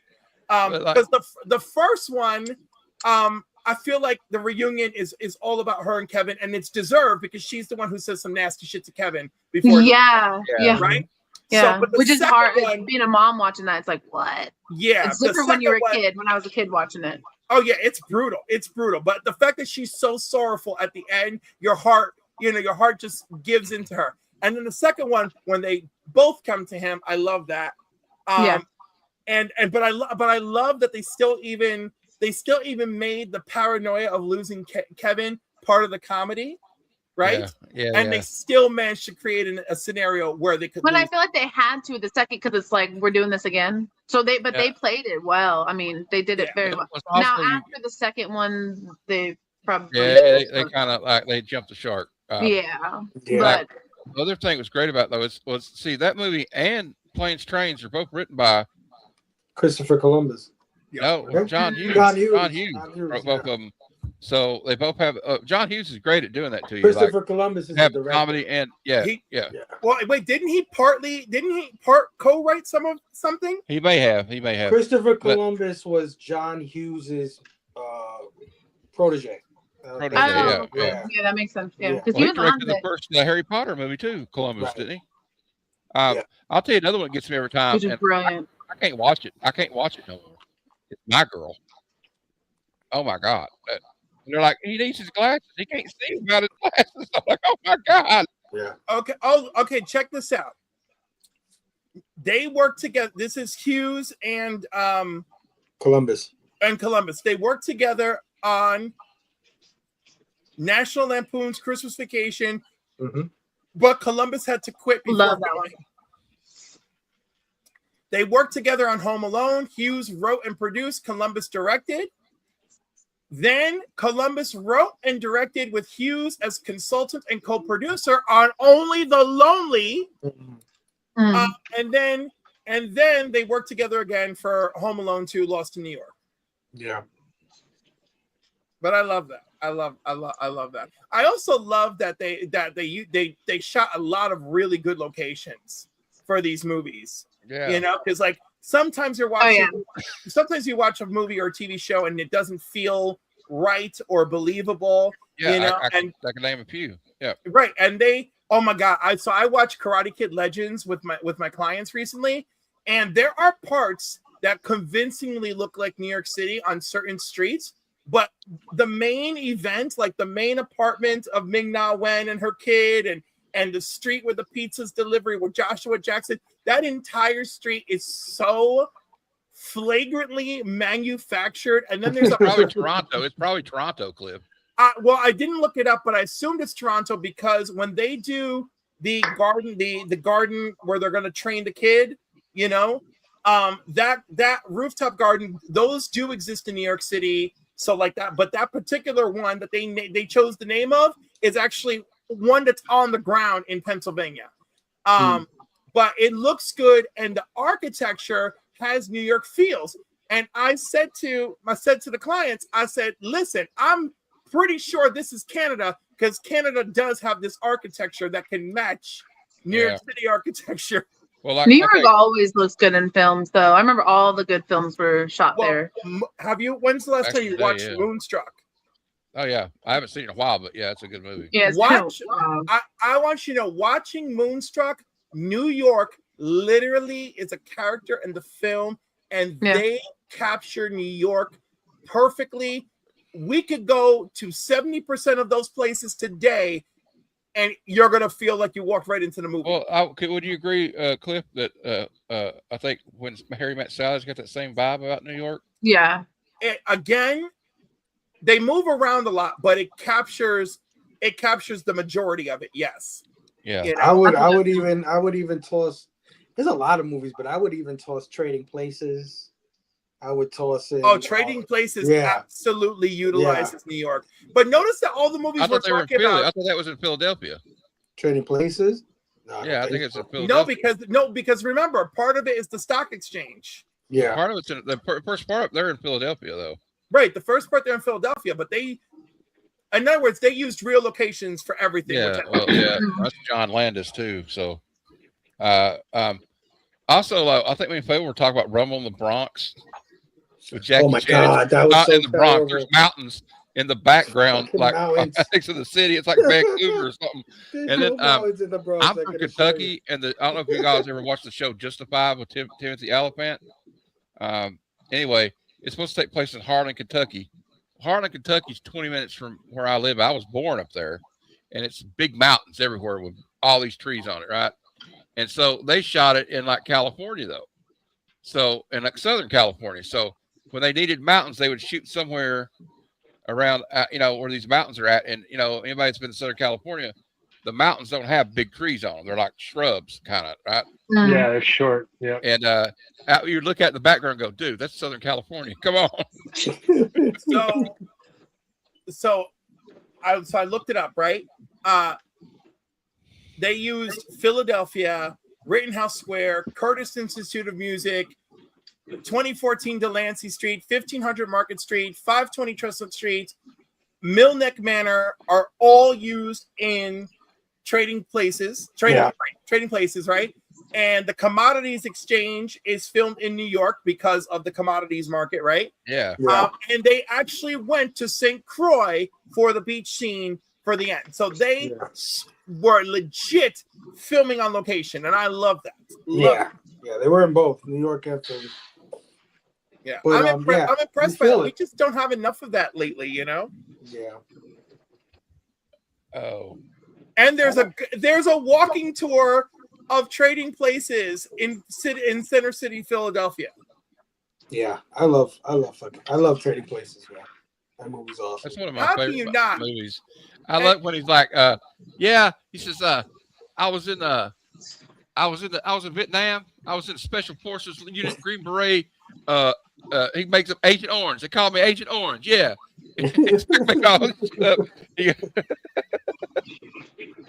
Sabrina, so how many of these movies have you heard of? These are all of most of them. Yeah. Yeah. Okay. I'm a movie buff. Yeah. You don't have to lie. It's okay. Well, No, I don't. You asked, I answered. Yeah. No. Yeah, by the because way, these I are gotta like tell you, I'm assuming like most of us are of the same age, right? Mhm. And you're a little younger, so Well, no, but like they know because we do a lot of movie reviews together. I grew up watching all this stuff because I grew up without cable, so I watched a lot of VHS, Yeah. DVDs. We went to Blockbuster, Hollywood, and I didn't really have a childhood. So for me, it was movies. Those were my escape. So I watched all the movies, all the TV show, everything. But I love film, so I watched a lot of like foreign films, old films, But westerns. your generation should be 10 years. You should have been watching the shit 10 years or 15 years ago from your generation anyway. I know when And I that's was how growing I up. grew up. Yeah. Yeah, I know when I was Because you growing up, grow I up saw a with, lot of you have older 60s people and around 70s. you, and yeah, you're watching what they Yeah. watched, what they Exactly. owned, Yeah. But no, a lot of them. If not, then I'll be like, I don't know that one or whatever, and get recommendations. But no, most of the stuff I can keep up with, even if it's old. Dude, we were in a cab today, and Michael Jackson and Paul McCartney song, the Girl Is Mine, came on the radio.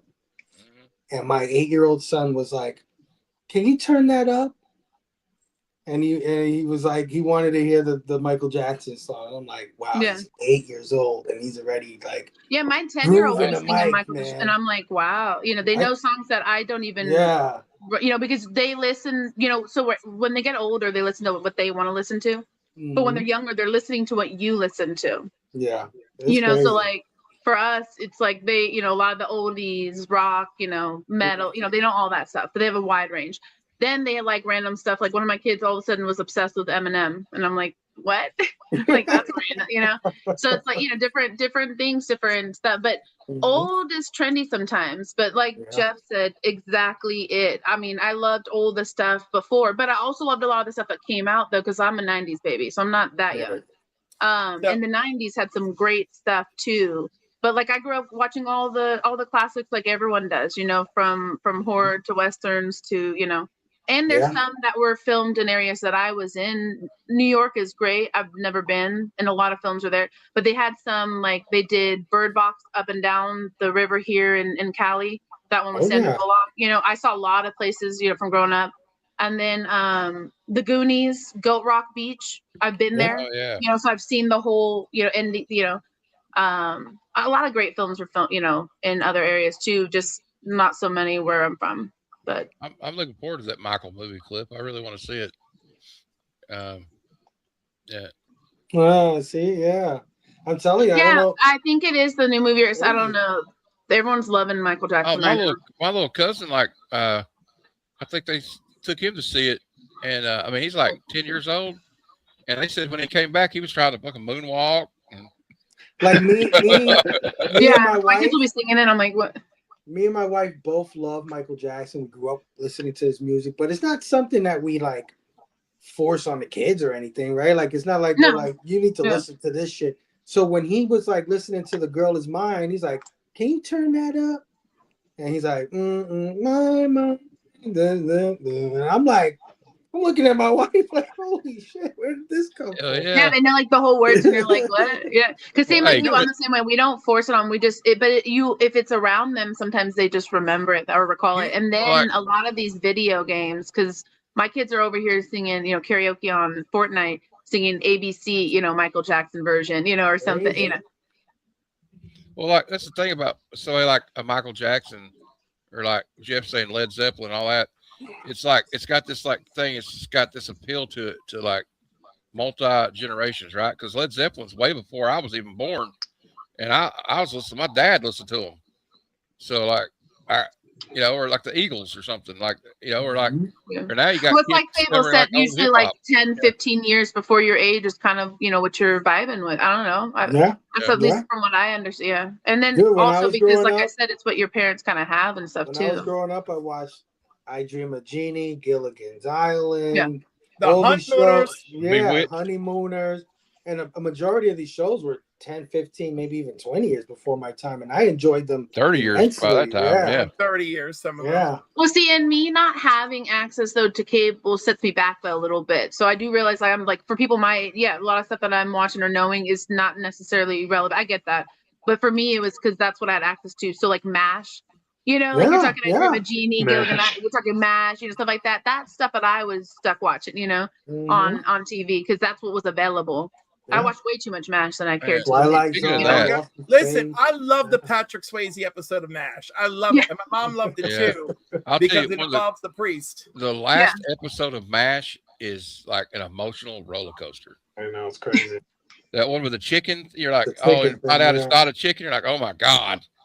I mean, it was good TV though. Okay. Yeah. No, I mean, it was like, it was kind of soul crushing. Right. It was a great Yeah, it was show. fantastic. So I never watched MASH, but I saw a Facebook post about that, the last episode. I didn't even realize that was a thing. That's crazy. It's crazy. Yeah. Yo, the last episode was like the biggest night of television for a decade. Oh, yeah. Yeah. You I know, never it was- watched MASH, so I didn't know. It was 2.5. Well, I never This was watched great. MASH. And Well, it was even never I supposed knew to end. It was supposed to just be. I mean, it was around how many seasons? It was a long. It was 11 seasons. The The actual show- war Yeah. was But the 4 seasons were long. years. Yeah, it's longer than the Korean War, you know? Yeah. Yeah. And of course, there's a Crazy. lot of highs and lows. I would like to think the final season actually gets a little bit of a high because they know it's the final season and they really put it in. But yeah, the final episode plot all is the stuff, insane. The final episode was 2.5 hours without commercials.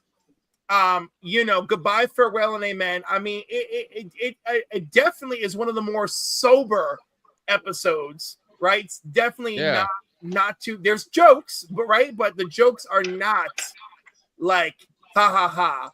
Right. And even season 1 through 4, I feel like the jokes, like, you know, have like there's a what do you call it? There's like a little bit of an algorithm, you know, to the joke. Season 4 is really good. There's like a lot of creativity, cinematography.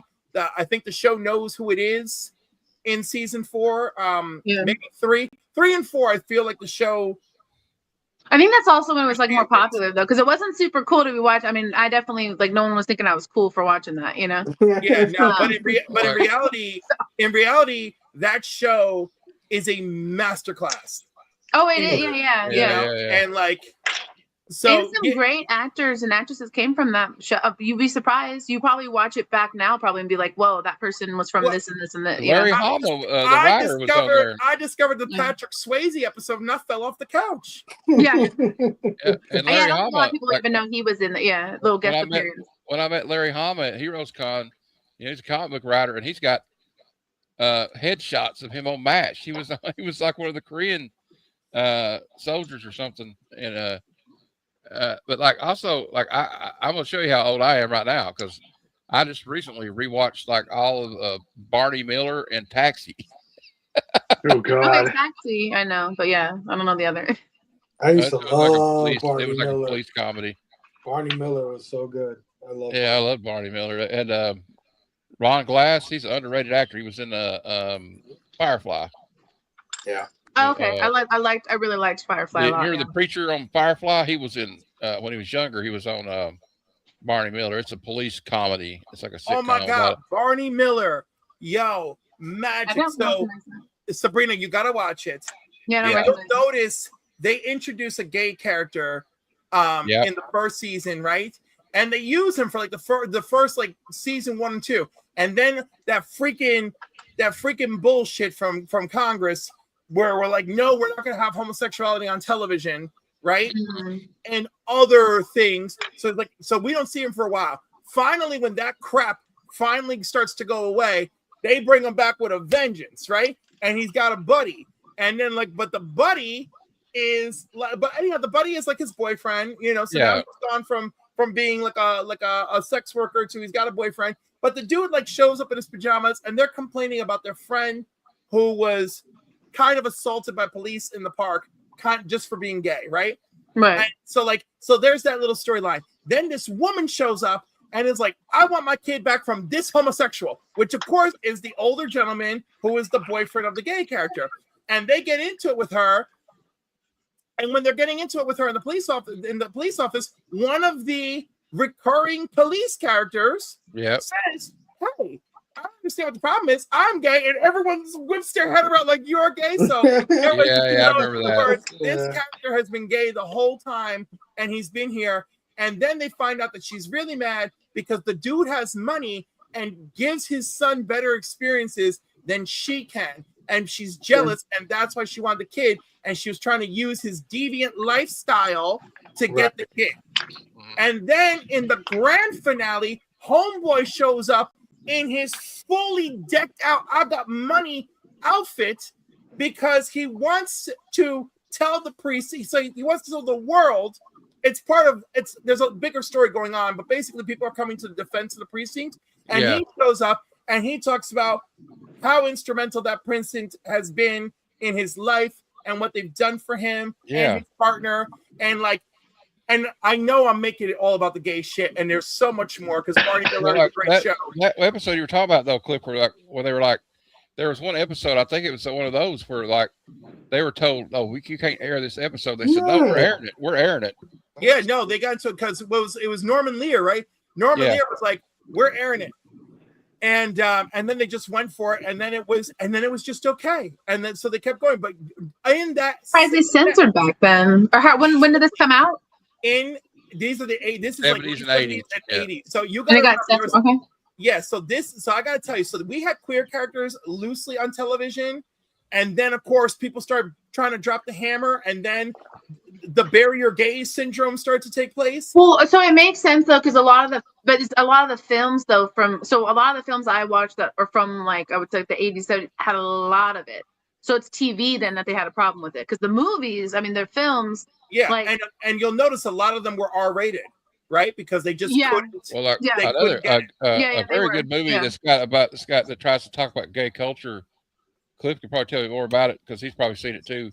Cruising with Al Pacino, but it got a lot of pushback for the way they portrayed things in it. And surprisingly, that movie's gotten a lot of forgiveness over the years because there's a lot going on in that film. There's good and there's bad. Yeah. There's another one. I think it's called Partners, right? And it's about a cop and his gay cop partner. And that one has taken a beating from the day it came out to this very day.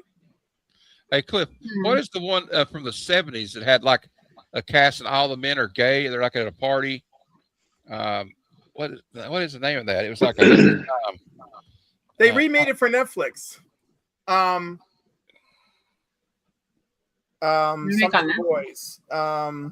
The boys in the boys in the band. The boys in the band. Yeah. Wait, is it the boys in the band? I think it is. I think that's what it's called. Ryan O'Neal and John Hurt were in Partners in 1982. Matt, please let's watch this for bad cinema. Okay. Let's watch it for bad cinema. Okay. I think I'm going to do that bad cinema. I'll ask your opinion, Cliff, and if anybody else has any thoughts.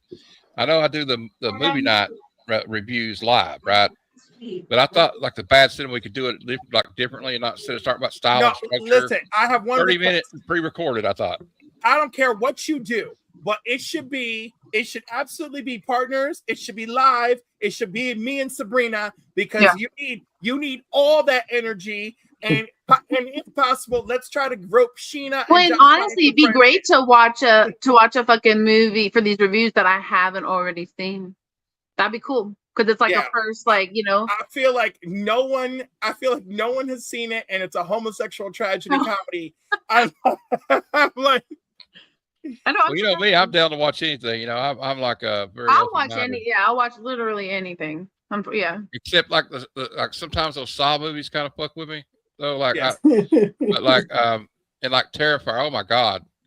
Like, don't watch Terrifier on a full stomach. No. Really, I love Terrifier. So the Saw movies sometimes, because it's just like at some point you're like, why? Why is this a thing you came up with? Like, why are we going Yeah. to this? Like, It makes me wonder about like maybe we need to check some of these people's like basements or something. You know Yeah. Well, you know what? I'll tell you one thing. We have watched so many horror movies and horror movie franchises, and 95% of them have a fuck up movie or it just doesn't work out. They're inconsistent, right? Maybe the first one is the best. Maybe it has a good sequel somewhere, but for the most part, they're inconsistent. Saw may be the most consistent horror franchise. It is. Yeah, it There is. is. Even though it's like I said, they push the limit, but that's just like So- you said, every single time they do it.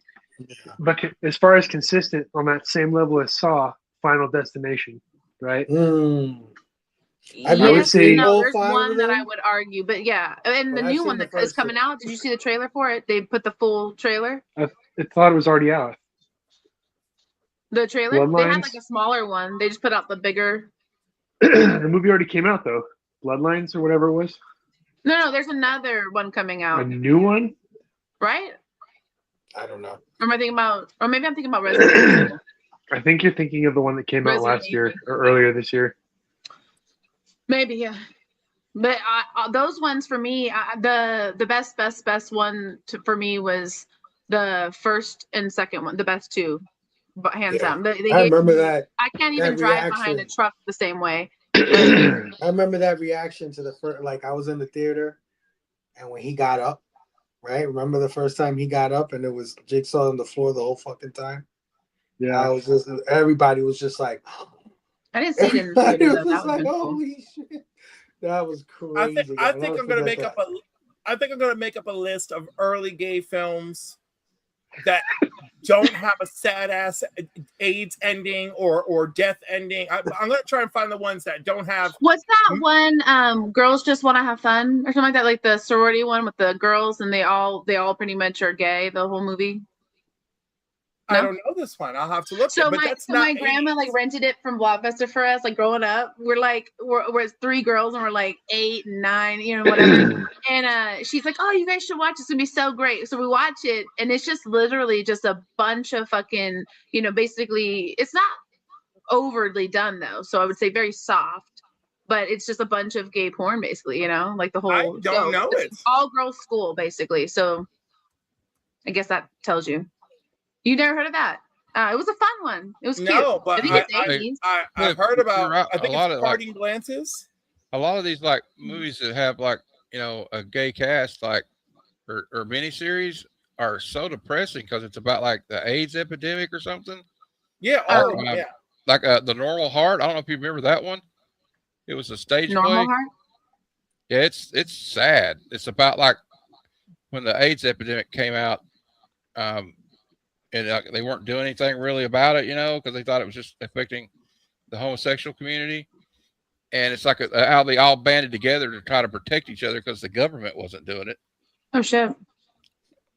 What do you My- think No, of? no, What do you think My of the favorite- Birdcage? Because I love the fucking Birdcage. Oh, Is that a bad one? is that okay or bad, Cliff? What was it? The Birdcage. Nope, that one's surprisingly good because I there fucking love is that no movie. terrible ending. The gay couple's not villainized, right? It's about love, family, and acceptance, and the real villain is their freaking son. And Yeah, that's true. The Yeah. part where he's trying to teach him how to walk like a man, like manly. He goes, It's funny "The though, because man I never thought about a movie What's- like that. I've always just considered it a Robin Williams movie. yeah. What's Yeah. that I never movie? thought What's about it that like movie with Patrick Swayze, John Leguizamo? Tu Wong Fu, thanks for there everything. you Love go. Julie Newmar, of course. There you go. Mm.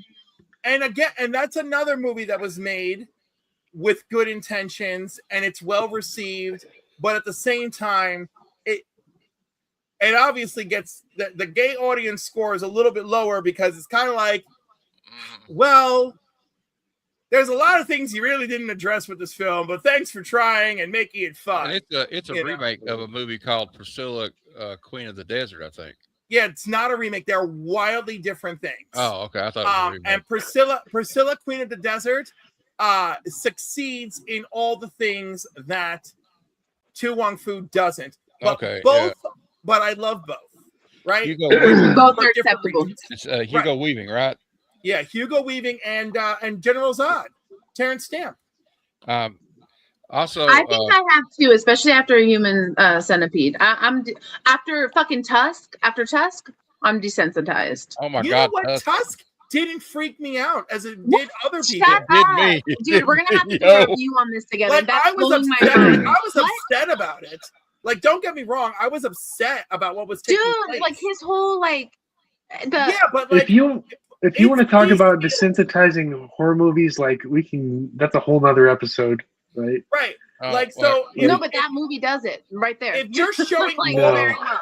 if you're showing all of it to me on screen, I'm much more alarmed by that. I was a little less alarmed here because Tusk just does it to you in gradual bits, you know? And you're Yeah, like, oh my no, God, 100%. Yeah. you're like, oh my God, did this guy really deserve this? And then all of a sudden he's in his walrus body here. And Hey, you're you like, Like the way they leave him and like the way like But I felt like the ending was imagine, just the ending was just like comedy. It's like this was like this one movie, and now it's like, oh, here it's a joke like, now. it's not comedy. yeah, but it's Oh really my not God. a joke because it's sad. That final scene is sad. That final You scene know? is terrifying. Yeah, but it's so unrealistic. That's so It's for me. so That unrealistic. part But, of like, the whole it's- film did it for me. They was just like, what? It's 'Cause a little like, bit of little two bits, little worlds. bits, but then that whole chunk comes at you like this is fucking where he's at. It don't matter at this point. There's no one doing it. How you undoing that? Right. Oh, And your friends are yeah. coming to visit you to drop off fast food for you. Literally to come visit you like a zoo, like a person in a zoo. It's literally a nightmare. Literally Sabrina, a nightmare. Now, So- I want to recommend something very serious, and you got to invest time in it because it is not an easy watch. I want you to watch When We Rise.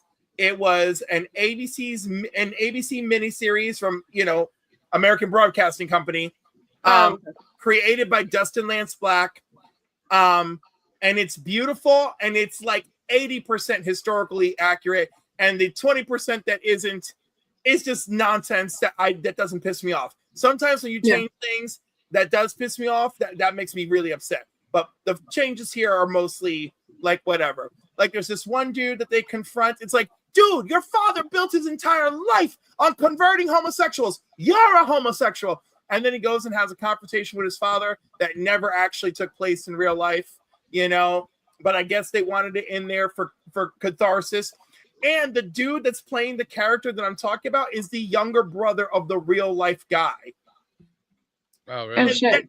And then when they tried to get the age of the younger brother playing the character, like when they were filming, he's like, listen, the Screen Actors Guild never asked for my age. I don't need to give anybody my age. oh God.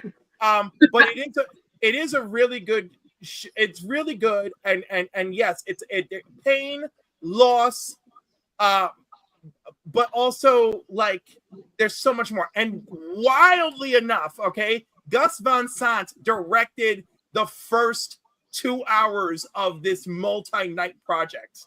Have you ever seen Gus Van Sant? You ever seen My Own Private Idaho? That's a good movie. That's a good movie. My Private Idaho. But see, that one falls under gay. Like that's a movie about Joe. No, Joe. Unless Joe is a wild homosexual, no. You never know. You never know. Very disturbing. Human centipede. My wife might be upset by that, but you never know. So yeah, no. I mean, unless you're the old man in that movie who keeps buying the boys to hang That's out wild. with. The movie's called My Private Idaho. Okay. And it's with Keanu Reeves and My Own Private Idaho. Yeah. How have I not seen it with Keanu? Oh my God! So it's Keanu Reeves and River Phoenix, and they're both sex workers. They're hustlers. Yeah. They're so and hustlers. the funniest part about the whole thing, if you're from Idaho and you know Idaho politics, like that's the funniest part of the whole thing. Idaho is so like backwards that's as what it far sounds as like. like Well, it doesn't really. Yeah. I don't know. It doesn't really take place in. I think there's a song by the B-52s called "My Own Private Idaho." Oh, yeah. I'm just saying, like the way Idaho's It's really into politics, right? but yeah, it's crazy here. But yeah, it's really. we'll just move past that. Yeah. Oh, It you actually want to was talk kind about? of good, huh? I don't know how I If you missed want it. to go back to disturbing, if you want to see something disturbing, just watch a David Cronenberg film from the '80s. The Fly. Great film. The Fly is great. Videodrome. Fly We're is reviewing it for fantastic. Horror Fest. With Videodrome is a brilliant film to me. Yeah. Even No, though it for does have me, James I don't know Woods how in to it. explain it. Disturbing for me, I'm desensitized to it, right? Because I've watched it for forever. It doesn't do it for me. It's the like specifically things like Human Centipede when they're fucking sewn together, like that whole thing. That's It's so just horrible. Yeah. disgusting. It's just disgusting and disturbing. The worst. The fact that he's like an actual human flesh walrus, like, and he's stuck and he's trapped. I'm sorry, these things are disturbing. It's not scary, but it's just, ew. Sabrina, because you're obsessed with fugglers, I built this tonight while we did the show. Oh, Oh my god, nice. at Legos? That looks Yeah. so good. That's Little so. I didn't Lego. know they had Lego ones. Yes. What? And they have the obligatory butthole, right? I love that little bit. Like, Dude, now I'm gonna have to find some of those. Oh the no. ones that are disturbing to me, but I can still watch them, are the ones where like they show something in a horror film, but they don't turn away. Like there's an Italian horror film from like 1979 called Zombie, and this zombie reaches in and grabs this woman's head, and there's like this big like shard of like wood sticking out of the door where it busts through the door, and it just slowly pushes her eyeball right through the piece of wood. You're like, oh god. And but it's brutal. We're reviewing that too for Horror Fest. So, That's See, I don't- true. I Yeah, don't when they do mind, those like- things and they stay on it. Yeah, it's a Yeah. little bit. I don't mind gore. Like any kind of gore is fine. I don't like real life violence, like assault, like SA stuff. Like yeah, I know what you mean. Yeah, that kind of stuff. I don't Yeah. want to see it. Well, Like, like that I don't movie, care you for know- those kind of movies. yeah, like that movie, The Accused. I remember where like Jodie Foster Yeah. gets assaulted. That's Oh, I shit, can't yeah. watch that. I can't watch that. I'm shit. the same Yeah. way, Joe. There's a movie called Henry, Portrait of a Serial Killer. Yeah. That a lot of people like, they think it's a great movie, but I can't watch it, bro. That Yeah, I It's won't just watch it too like that. real, right? But- It's too real. Yeah. It's too much for me Which one? personally. Henry. Portrait I of a heard of it, Serial yeah, I Killer? won't watch Oh, it. right. Now, It's- I believe my exact words were, "I'm glad I watched this one time. I'm never watching Watching this it ever again. Yeah. I And I told gotta Robbie the watch same it. I'm just thing. not interested. If it's too much I'm around that, watching if it's again. like a part of the movie, it's fine. I'm like, I'll do what I need to. I'll watch it. But like, if it's what that movie is, I'm good. I Well, that- really, that movie's about, I support it as a film you must watch because art is all these things, right? And so as a piece of art that is truly a portrait of a serial killer, Right. yeah, one time. Then And Michael immediately- Rooker is great in that film. a Yeah. superb. Then immediately put on Paddington 2 and fall asleep to that. So, Paddington's amazing. Paddington's yo, amazing. so I Yeah. want you to know. So my secret to all these horrifying movies that these people throw at me from time to time is when I go to bed, I do one of two things. I put on Bob's Burgers or I put on Paddington 2 and go to bed. I do that sometimes. Yeah, I'm like that. And Yeah, my I'll watch new- something else my after. My new favorite comfort movie, The Great Sheep Detectives, which I don't give a shit. Somehow, The Great Sheep Detectives is my favorite movie of 2026. I don't know how that happened, but it is. Well, get I ready love it. get ready to put Paddington 2 on and all that shit after the Evil Yeah, Dead. because we're about to. Evil After Dead. Horror Fest, you better have it on like repeat. Cliff is on Right. Evil I- Dead. put So. all your whatever your version of Bob's Burgers is, find that and have it locked and Yeah. loaded. Oh, Sabrina, I'm going to send you my list of movies for Horror Fest if you want to be on any of them. Yeah, send it to me. I'll look at the August and like, but no, I already told you for August, so we're good for the 19th, right? Yeah, That's yeah. We're on. I'll have to rewatch that though. It's been a while. Westerns definitely I don't watch a lot of, so I just have like I don't know. My dad's been going through some stuff, and like I'm kind of close with him. And like I used to grow up watching these old ass westerns with him. And I used to hate I them. grew up on a lot of them. I used growing to up. hate it, and then like I grew to like love them though. You know what I mean? Appreciate Like, it. Some I love, Yeah. don't get me wrong. It's just like I love Tombstone, right? Like so, like there's Oh, certain, yeah, there's I love certain it too, yeah. aspects to the movie that I want, and like a lot of the older ones just don't have that for me. Yeah. But Tombstone's like right up my alley. Those kind of westerns were my favorite. It's a big hole in my film watching life. Like I Yeah. haven't seen many old westerns. I've seen modern ones, but westerns were like one of the biggest franchises at one point, right? Like I one know, of the biggest yeah, they were genres. the big- I don't know if it's because there's just so many great, like even I realized how much after we did the sci-fi stuff, I was like, damn, I've seen so much sci-fi because I guess I really do love sci-fi, but it's also very transparent with horror, goes hand in hand. So I'm not just doing this because I haven't got anybody on the panel yet, but like I would encourage Fable or anybody else, if they've not seen The Wild Bunch, to review that movie because it's a very influential film that influenced people like Tarantino and John Woo and a lot of people. Once Upon a Time in Mexico, like those are the kind of westerns. Yeah, I like that one too. Oh, I love that one.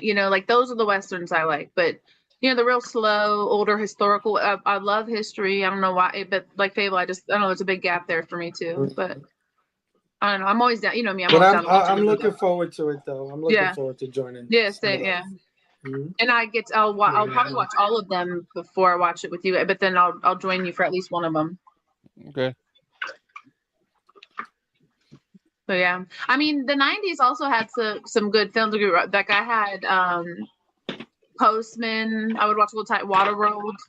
I don't know if you guys watch that stuff. Those are all '90s films. Actually, Waterworld gets a bad rap. All of Kevin Costner's financial disasters. Why is Waterworld get a bad rap? Yo, he wasted a lot of money for that. It went over budget by a lot of money. Well, yeah. But I mean, there's a lot of movies that did that. It was still. Honestly, looking back at it, I thought it was an interesting movie. I think it's I liked it. Not a lot of movies did that around that time. I mean, think about it. Not a lot of movies have done it, but they were doing something that was like different than just everybody. If you do futuristic or a different type of world, it's sci-fi. But he threw money. So this is why it's really devastating, is because he threw money into those two projects. Those are his projects, right? Yeah, his baby. And they did terribly. Yeah, but back then, it was like you watched it. For us, at least for my generation, it was a classic for for the '90s kids. Oh yeah, because then it went through its time, and it's to this day. I hope and pray people find love for John Carter because I love John Carter. I love that movie, Cliff. Yeah. I didn't mind it. Yeah. I went to the movie theater to see it, right? And every reviewer bashed that film. All I heard was nothing but how terrible the film is. When I left that theater with my friend, I was like, "Oh my God, Eric! I'm so glad you forced us to watch this movie. People ain't shit. This movie's great. I don't know what's wrong with everybody." And then of course it came out on DVD and Blu-ray. I bought the Blu-ray. I tweeted about it. I need to review that one for the show sometime. Yeah, that'd be cool. I buy like tons of movies from like thrift stores, right? I don't have any streaming services. I just go to thrift stores. I buy movies. That's where I get all my shit from. So like this one I found the other day, I thought was really cool. I haven't seen this in forever. Robert Rodriguez. Mariachi. Yeah. Oh wow. Oh, that's a great one. Yeah. That's a good one. But kind of when you guys were talking about westerns, like western adjacent, right? But for me, I consider that kind of a western. But for me, that's similar to like what I said, Once Upon a Time in Mexico. Those are like all like the same little genre. Those were the type of westerns. They're the same franchise. It's the same. That's the first movie. Yeah.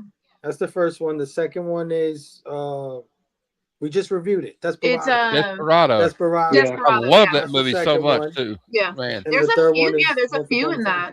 That's what I love about keep going with it too, and then they didn't. But I mean, what I've been loving about reviewing all these movies with different people, and different people suggest movies. Like Chad picked that one for his Action Fest, and I hadn't seen it in so long, and I was so. It's been a long time. Like when I started watching it again, I'm like, man, why haven't I watched this in so long? Great films, yeah. And they don't make them like that anymore. I mean, felt like that about you're taking the. Yeah, when we watched Speed, I was that way. When we watched Speed, I was like, Fable. This fucking movie is fantastic. And then some of them, though, like Robbie had me watch all the Expendables movies, and I start questioning my existence. Oh yeah, absolutely. Willie Nelson. Yep. You know what's funny, Matt? Redheaded stranger. The first two Expendable movies are exactly what I want.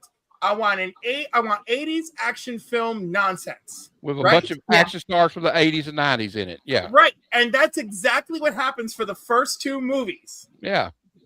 And then I don't know where they got off thinking that we possibly wanted more once the third film hits. Yeah, I know, right? But that all of a sudden they're like, all right, it's like, you know what I think happened? I think they were like, let's get Fast and Furious with this shit. I think that's what happened. Oh yeah, Don't yeah. even bring that up. Don't even They're bring making- that up. They're making a Fast and Furious Talk series, about by bad. the way.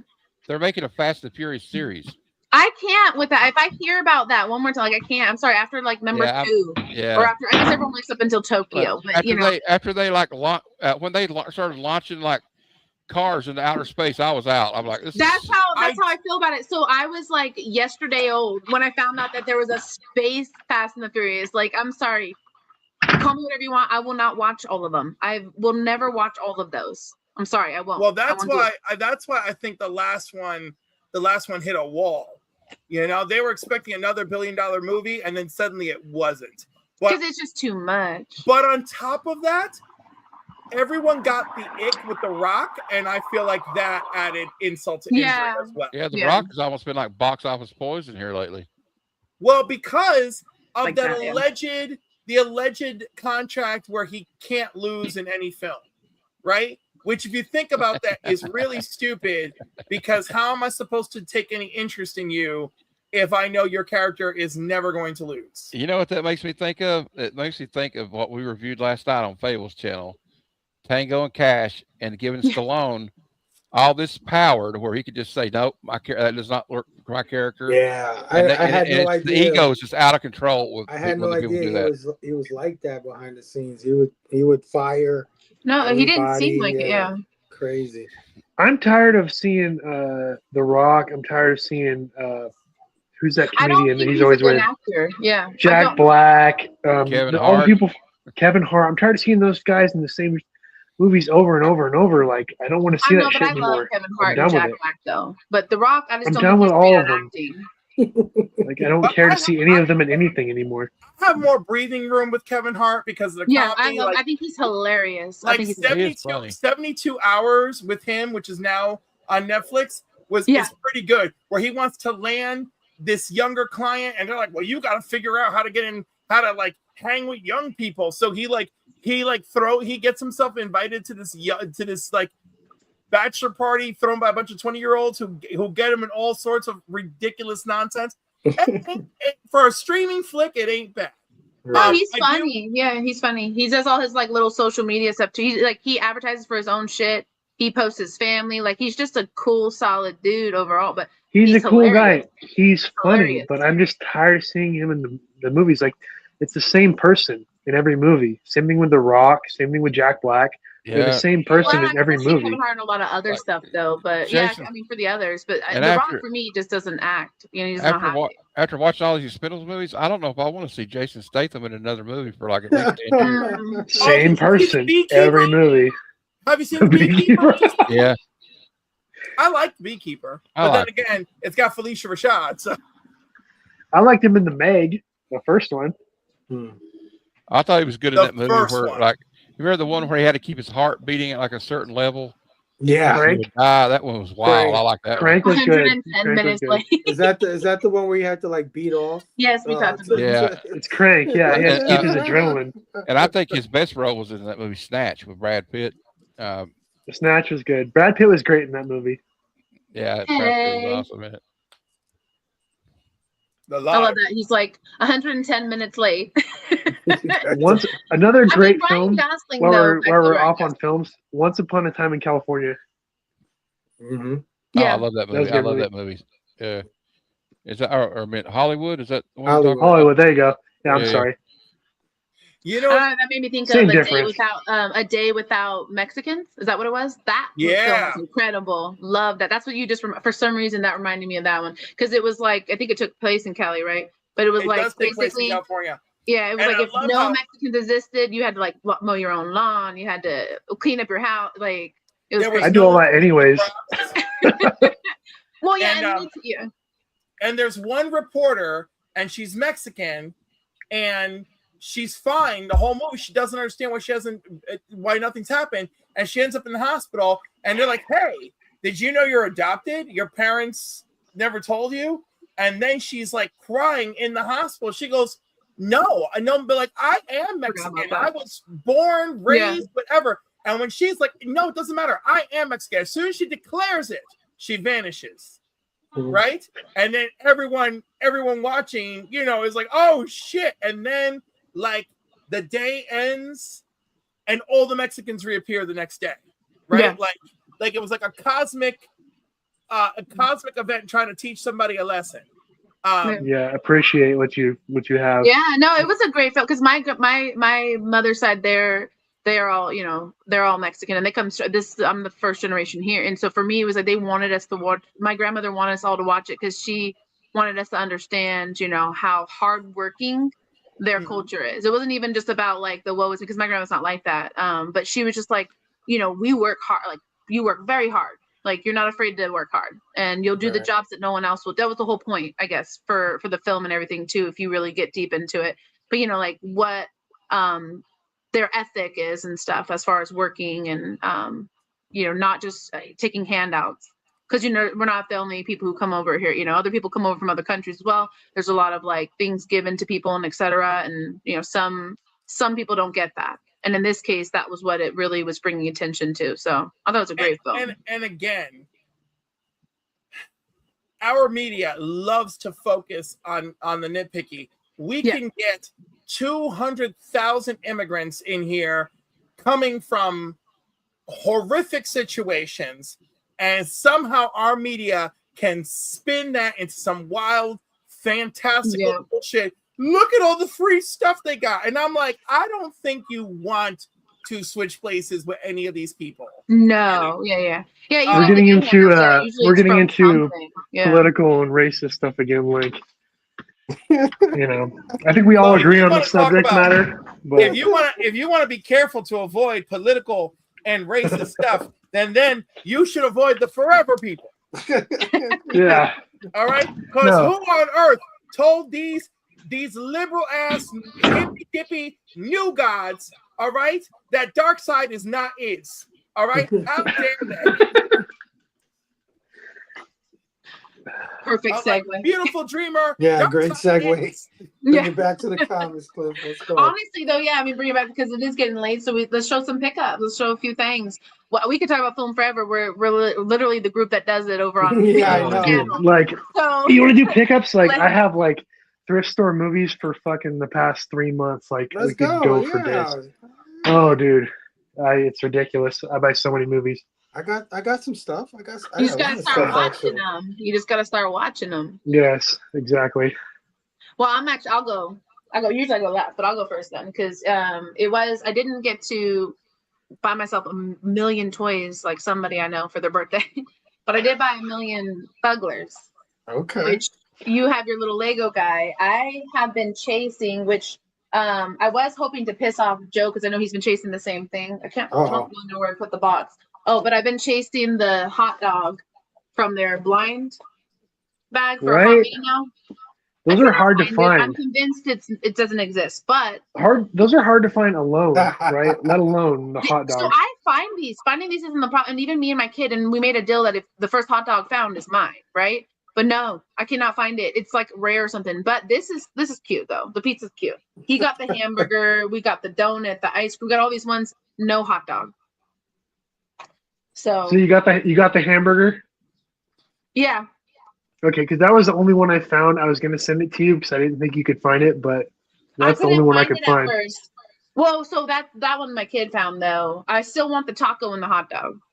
I wanted the taco and the hot dog too, but the only one I found, I went to all the Walmarts, right? The only one I found was the fucking hamburger. Yeah, they're only at Walmart. I didn't know that. Someone's asking me where they're from. It literally says it on it, but it's like only at. That's how they get you because all the stores do their exclusives. Yeah. But I got this Misfit from Ross. One, it's not the real one, obviously, because trademark. But he's cute. So that little Fuggler, and then they're kind of open because I was on a show yesterday showing them. But I got another Powerpuff. But finally, Mojo. Oh, I was so excited for that little cake. And then of course the little, button. Wait, where is it? Sorry. Hey, so they just dropped a new line that just dropped like yesterday or the day before. It's like Hot Girls. So it's like baddies. Yes, there you go. Yep.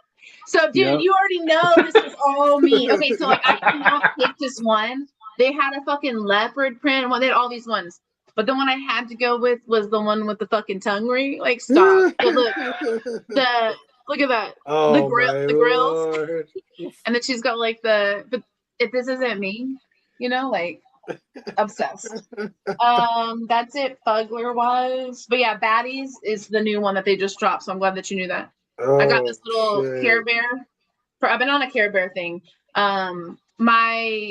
My father, when I was a lot younger, because he did pass, but when I was younger, he gave me my first little grumpy Care Bear, like the actual doll, and I loved it. And then I fell in love with Care Bears. I'm gonna buy all kinds of stuff. It's out of the way, so I'll try to grab it before the end of the show. But I did get that Care Bear, and then I found this one, and so I've just been like a Care Bear vibe. I even ordered a couple. The grumpy one shirts. has like the cloud with the lightning coming out of it, right? On his chest. Yeah. Yep. Yeah. Yeah. And then I found a freaking Harry Potter Care Bear. Anyways, they have everything now. Harry Potter Care. A Harry Hold Potter, on. yeah. Let me make sure my wife did not hear that.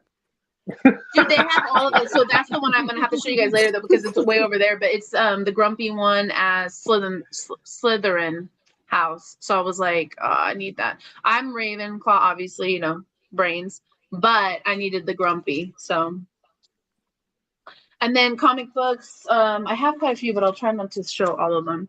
But for reads, I'm gonna say this wrong probably. Club Nephilim. Club Nephilim. But Devils do put it out. They also make Mercy Sparks, which is the other one that I showed on Fable Show. So that's gonna be cool. That's a issue 1, so I'll read that. And then Dark Horse been bringing everything out. This is Only the Savage Are Left. Little horror series, so I'll review that too. Issue 1. This just came out like last week. This one a couple weeks ago. Eye Collector. Yeah. Oh yeah. That one. Oh, dude, I love this that. cover. I read it. Is it good? I'm gonna read this. This is this week's read for sure, because I've been waiting to read it. It's really weird, but I think it's setting up something. But it's really I don't know, if you like stuff that's out there and eccentric, you'll like it. Oh yeah. No, that's why I picked that. So first of all, the cover. This is not cover A because I really just like this cover. But the cover A one, it showed more probably what was going to be in this, and that's when I was like, oh, I need this. Odin. Odin. Finally caught up and read it because I've been wanting to just forever just find the time. But if you like Norse gods and stuff, it's cool. It's modern mixed with old Norse gods. I have so many mixed feelings reading that book, because I'm like, on the one hand, I do want everyone to die, and so that's a real. And then there's the one girl who's undercover. I'm like, well, I don't want you to die, but you're already a cannibal, so I guess whatever's gonna happen is gonna happen. That is true. Yeah, I don't know. I enjoyed it because I've been doing the whole Viking thing lately, though. So, and then we got some. I always grab anything with my favorite stoner duo. So, but I thought that was cool crossover. My kid also grabbed it because he not for Jay and Silent Bob, but for Fantastic Four. 8 Ball did a reprint. Oh, nice. Oh, yeah. I don't mind a reprint because also I can get stuff that I probably won't buy the original for because it's expensive. But I did start grabbing I have 2 graded books like that from the first print. Bad Thoughts. This is going to be another read. This is issue 1. This looks really, really cool. I think it's supposed to be more like a metal vibe and not so much horror. I think we'll see when I read it. But that one I'm going to review hopefully this week. Pop Kill. Yeah. Did cover by for me, but I have all of them. I bought that one after they did the series of those covers featuring men. Yes. There's a new Pop Kill coming out in October. Oh wow. Really? Which one? Like a horror one, right? No, it's called Pop Kill. Something about candy companies this time though. Oh. Okay. Yeah, I haven't even seen that. I need to bring Himbos for Hire to life. I wrote the first script. It's time. You should. And we need more like that. I mean, most of my sex are usually women. Every once in a while I'll open up a dude on the cover though, like from one of the blind bags I do, but they're mainly women. Killer influencers. This one's pretty dope. I didn't know if it would be good or not. This is issue 1. It's a small series, so we'll see. but I don't know. I thought it was good. I did a review, I think, on Instagram on it too, but no spoilers. I mean, it's kind of easy to know exactly what that book is about. Yeah, Archie, let's go. which Veronica. technically, Oh, I got wow. both my girls. Those are beautiful. Yeah, these are amazing. I love these. And to be honest, everyone always asks me which one, but it's like I'm definitely a dark into dark beauties. Yeah, me But too. Betty's got a dark side. I don't know if y'all know about her. If you actually read, she's got so she's pretty damn interesting. Mad, I'm all about Mad right now. They're bringing back the Mag, so I've been grabbing those. But this was a cool Mad DC crossover. I'm liking there. I mean, they're bringing a lot of new stuff in. They still have Spy versus Spy in there and stuff because they have the the Mags coming out now. Oh yeah, Nice. With actual new content, not just the old stuff. So I'm excited for that. Ooh. Archie, this is also a new. Sure, that's powerful. Yeah, this came out. I like the Justice Warrior Archie, whatever the comic was. I like that one a lot. I think I saw that one. So for me, I was just because I liked I like their like little costumes they have. Yeah. Little super like corny superhero thing. I don't know if you guys are excited about Oh yes. this. Yes. From yes. So I'm hoping that this is like a universe we're getting into with all the different killers and stuff. And I'm absolutely is. Because he's gory as hell. Like he was one of the ones I was curious about. So Rascal Rain, which now I can draw him. See, I can learn to draw. The Goon.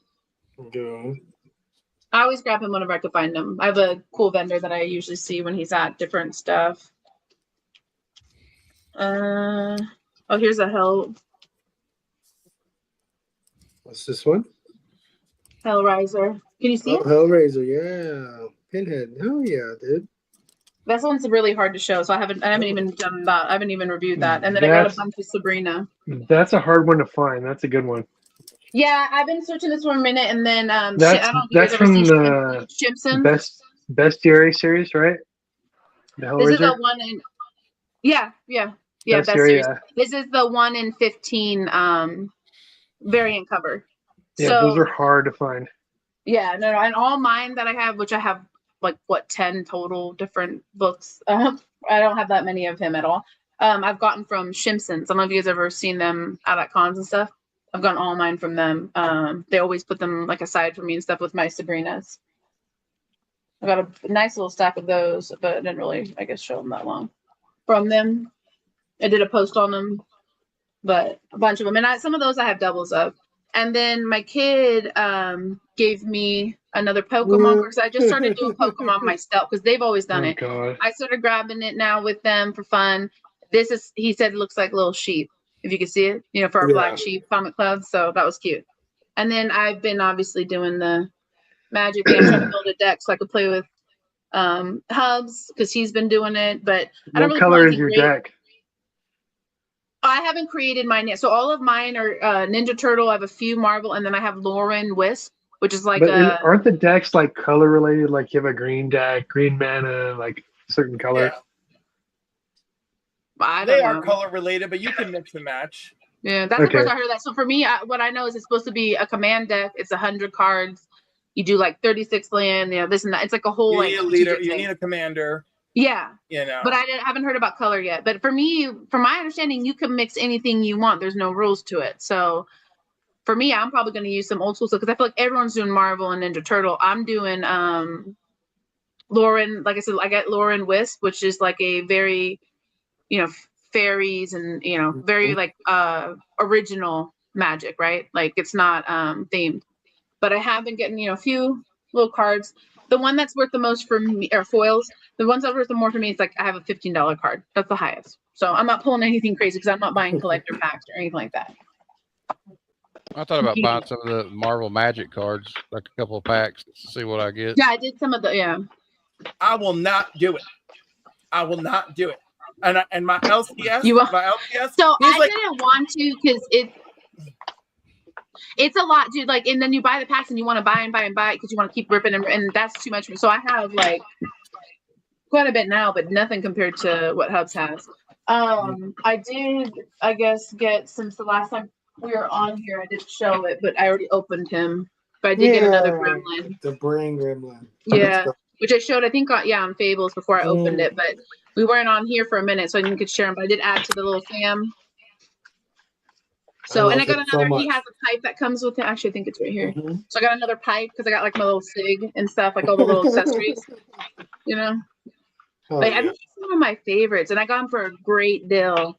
So I'm so excited good. for that. And that's it. That's all I'm gonna show because there's too many books. Oh yeah. All right, Joe, you ready with your DVDs? Oh Jesus. Okay. So I'll start with comics. Like, I'm in the same boat as Sabrina. I don't collect DC at all. I stopped like 5 years ago. Marvel, I only do Carnage, like my character that I like. Other than that, I collect only like alternative or off-brand titles, right?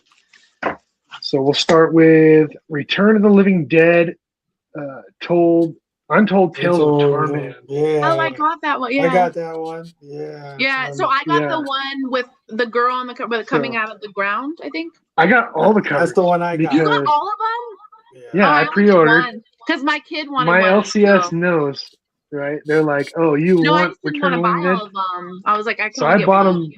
I bought them all because I have to have them all. That's the one my kid got. Yeah. Yeah. He liked that one. No, I had to get them all, so I got every single one. Right there. Yep. Yeah, this is. I have it at the office because I have a post ready for it. Yeah. Nice. Oh, I didn't see that one. Yeah, I didn't see that. This is the. This is like a 1 in 20 or something. This is a. Oh, okay. Rare variant. So. Did you read it yet? No. I probably won't. They'll probably just go in the box. But. Did you read it, Fable? But I got all the covers. There's some nudity in there, so I'm the. Ooh. Okay. That's what's up. Check it out. Yeah, I'm definitely gonna have to. Vampirates. Vampires, pirates. So I was like, okay, cool. Did you Why like not? it? I have not read it, but it sounded cool. It looks interesting. Right? I want to know too if it reads good. Vampires, pirates. It could be corny, no? Maybe. Boom Studios is usually good, so I figured why not take a chance, right? And they've been doing good with their stuff they're putting out right now. I mean, Bad Idea, all of them. Yeah. I don't know what this is, but I saw it on the shelf, so I had to grab it because Creature from the Black Lagoon. Yeah, I've been getting that for Tonio. Yeah. So I don't know if this is like a reprint of the original 4-issue run, but it's like no. This is supposedly a new series. If it's the same one I'm grabbing for him, it's a new. Yeah, it's a black and white. Well, this was a one shot, like a black and white. There's 2 covers, so I don't know if it's like a reprinting or what it is, but yeah, I had to get it. So I think the other one I'm getting from has like 4 in it or something. 4 mini. I don't know. Yeah, so I don't know. I just Creature, so I was like, cool. No, it looks good. Yeah. So yeah, movies. I buy movies from thrift stores. That's the only place I buy them from. Sometimes from Walmart, but mostly from thrift stores. And I have a problem. So there's a lot. So I'll go through them fast. Forbidden Planet. That's a good one. Oh, great one. Oh yeah. Collector's Edition Aliens. I have like let's go. 15 different versions. Get away from her, you bitch. So many different versions of this movie, but I had to get it, right? Yeah. Anytime I see it on VHS, DVD, if it's something I don't have, I buy it. So I got it. Another one I found, Aliens, Alien 3, the triple threat. Oh, shit. Right? So I had to get that. This one's from Walmart, Night Patrol. I thought it looked cool. Vampire flick, like vampire versus the police. Like, I saw the preview. It looked, I don't know. It looked cool. I saw a preview on YouTube. Definitely want to watch. Is that the one with CM Punk? It has Justin Long and Jermaine Fowler. So Justin Long, everybody knows who Justin Long is. But it looked, yeah, like Tusk, right? Oh God. But no, it looked good, right? From the previous size, I saw it. I was like, whatever, I'm taking it. So back to thrift stores. 4 vampire films, just random shitty vampire films. Why not? Hulu the best fucking though. Yeah. for $3. I mean, you can't go wrong. Frankenweenie. That was a good film. I love that movie. That was a Right? good film. Yeah. Like, if you're a dog person, have to have. This one, just because I haven't seen it and there's so much hype, I bought it from Walmart. Yeah. Oh, I cannot wait. I have that ready to go. Yeah. Yeah. So this is on my watch this week list. You're Yeah, Dude, get the this clips one. I'm seeing of that is like, it Oh, looks everybody amazing. for October. You and Cliff for Obsession. Oh, everybody I've talked to that has watched it said it's, Oh, I says need it's to a do great that with you movie. guys. Oh yeah, no, they're all raving about it. I'm like, I Yeah, need to. I've heard nothing bad. It's So- nothing. It's nothing. It's not a groundbreaking story, but it's just really well executed. That's what I'm hearing. Yeah. And I think that that's what you need to be thinking when you walk into it. Yeah. Okay. I like to think of it as an episode of the Twilight Zone on crack. Ooh, I- I love see, in that. the You saw Twilight new Zone stuff is- they just put out. They just put something The on. Twilight Zone Netflix? is my favorite fucking thing in the world. Like that Yeah, that's my original husband's like favorite. TV I series. like it, but I'm Did you enjoy the movie The Box, which was based on the Twilight Zone episode? Never saw it. Oh, go check it out. It's with Cameron Diaz and Yeah. Cyclops. And it's on. Okay.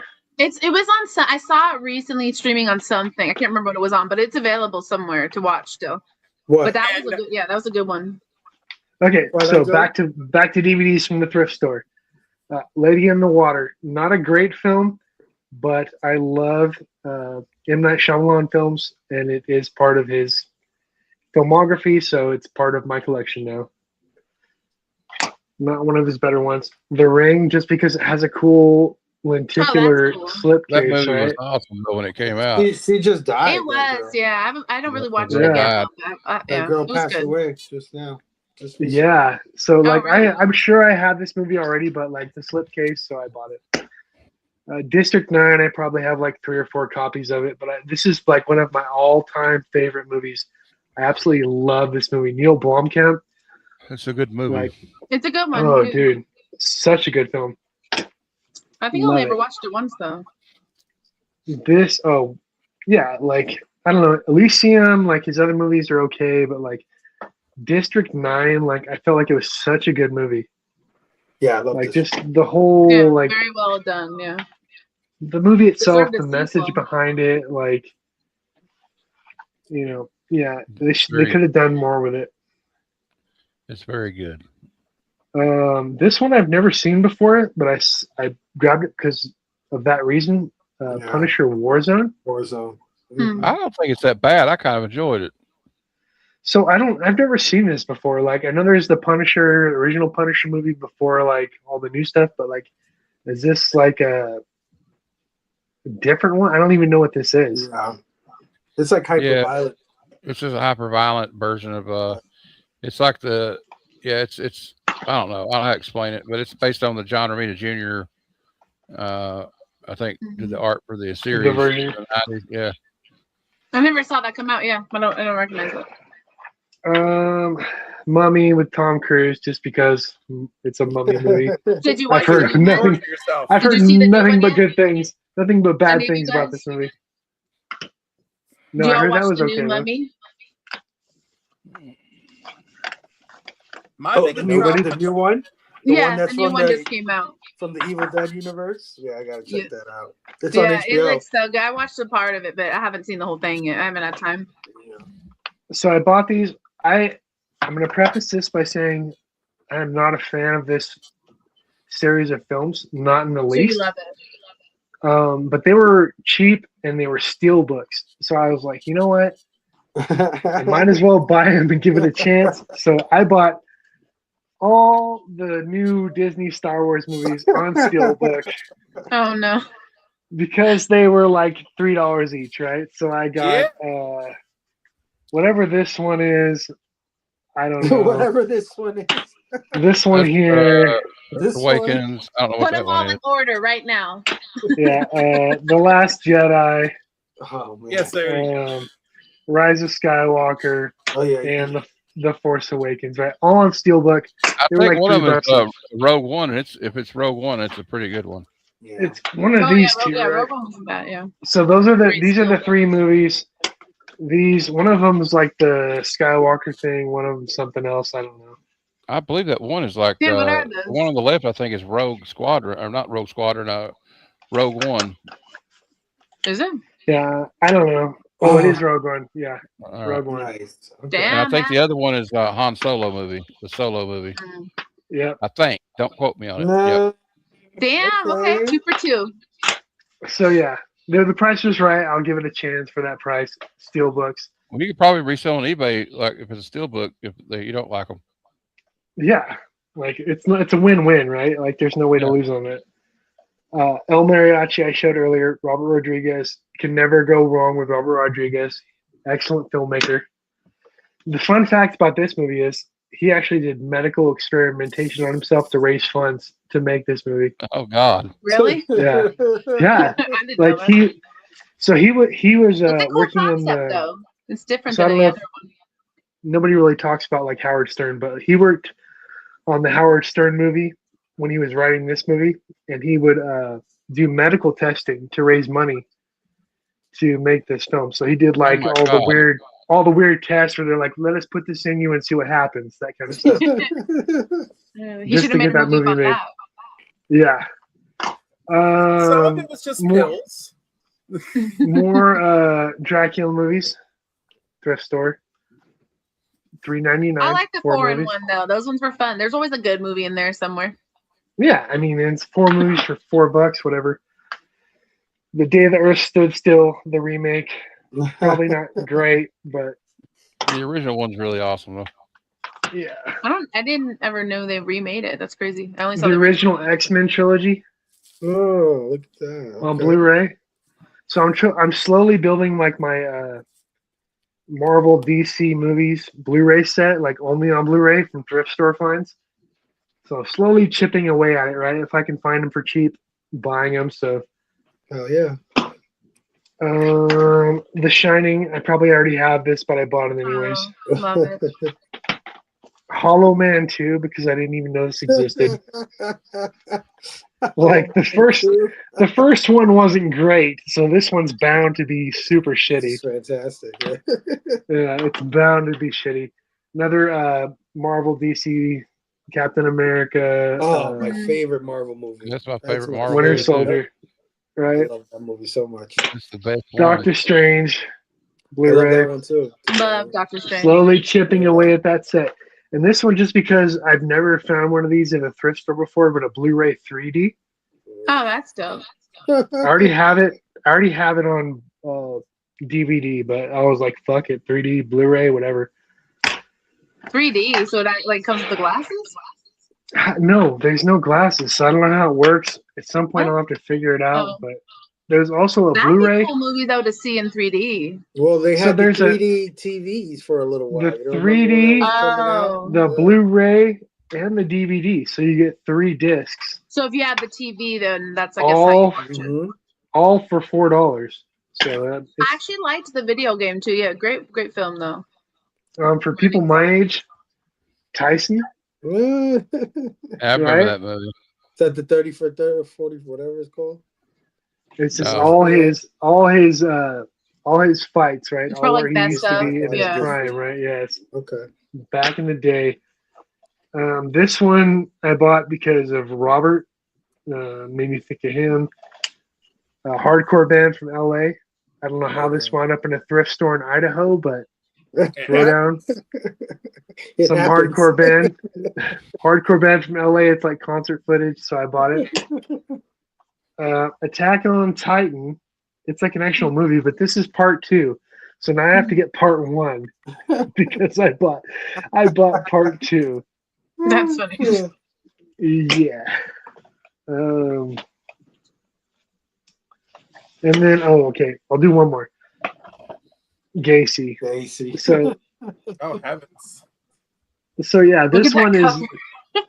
right, but like the worst part is like it's the guy from Pee-wee. Yeah. Yeah, I know, right? Like I don't even know how I'm gonna go into this movie. Like how am I supposed to watch this movie after knowing he's from Pee-wee? Pee-wee's Great Pee-wee Adventure. was a classic. He's Yeah, just I the know, worst but how am I character from supposed to there. like disassociate? How am I supposed to disassociate it from that to this? No, Like, how he's do the I? worst, with the whole bike and everything. I can't. Yeah, That's well, something. don't. Yeah, I'm- exactly. Don't. He's an Yeah, asshole in Great Adventure anyway. With I the don't even bike. know. So, yeah, he was like one of the worst characters in that. Well, in that Joe, movie. based on that pile of movies, I agree. You do have a problem. I do. Yeah. That's just this is from like 3 weeks. This is 3 weeks worth of like thrift store finds. We're no better though. We're no better. We can't judge you, man. I know. We're no You should better. see, on Fridays when we're showing the stuff, it goes forever. And I'm no better. I'm over there showing all my things. Well, it's not my birthday, but I do got Right. some things going on here. Sabrina, I'll let you pick. What I got some action figures. I got some let's see. I got some NECA. You want to see my NECA? Ooh, yes, NECA. My NECA Yes. haul. Okay. So Yes, first yes, yes. up, I got just a full Child's Play 2. No, I saw Chucky. that. Oh, Let's go. I knew you were gonna grab it. Come on, it comes with the scissors, dude. Oh, that's so dope. And the little Look at all those heads too. oh my Holy God. shit. Where is it? There it is in the corner. Ooh. Dude, I would tear that right open. Got that. You guys mentioned this guy earlier. Oh, why did you saw do that? this. I was like, oh shit. It does that sometimes. Back out and then go. There You we go. go. The Terrifier, Art the Clown, baby. Oh shit. My kid would Ultimate. hate you for that. Oh. Art the Clown. I can't even see myself. Uh, Oh comes wow. with like every knife under the sun, like Oh geez. every bludgeoning weapon you can think of comes with this guy. But yeah, Art the Clown, fucking awesome. NECA, they do so good with like the accessories. Oh, it makes me so. I Like want every they, single one. I haven't even seen that Terrifier one yet. It hasn't come out over here. You'll love this one. I know Joe will love this one too. We've got Ooh. The Flasher. Gremlin. Yes. I haven't found that one yet. Got the trench coat, man. Got the sunglasses, the hat. The Like, poker, come on, yeah. man. You know I'm gonna have So- it on the shelf. Like, So Yeah, you hey, need to. you collect figures. Home Depot dropped a triple set, right, of motion Okay. active figures. Home Did Depot. you see that? Yeah, Home Depot. You know, like the Home. Halloween figures that move, like for Uh-huh. Halloween decorations. Yeah. There's a triple set. There's a Flasher and like 2 other Gremlins that come in a box. Oh, Right? shit. Really? You're gonna Yeah, have it's me going to I go Home to Home Depot Depot all to the time collect for figures? work. Dude. I have not seen that. That's crazy. $250.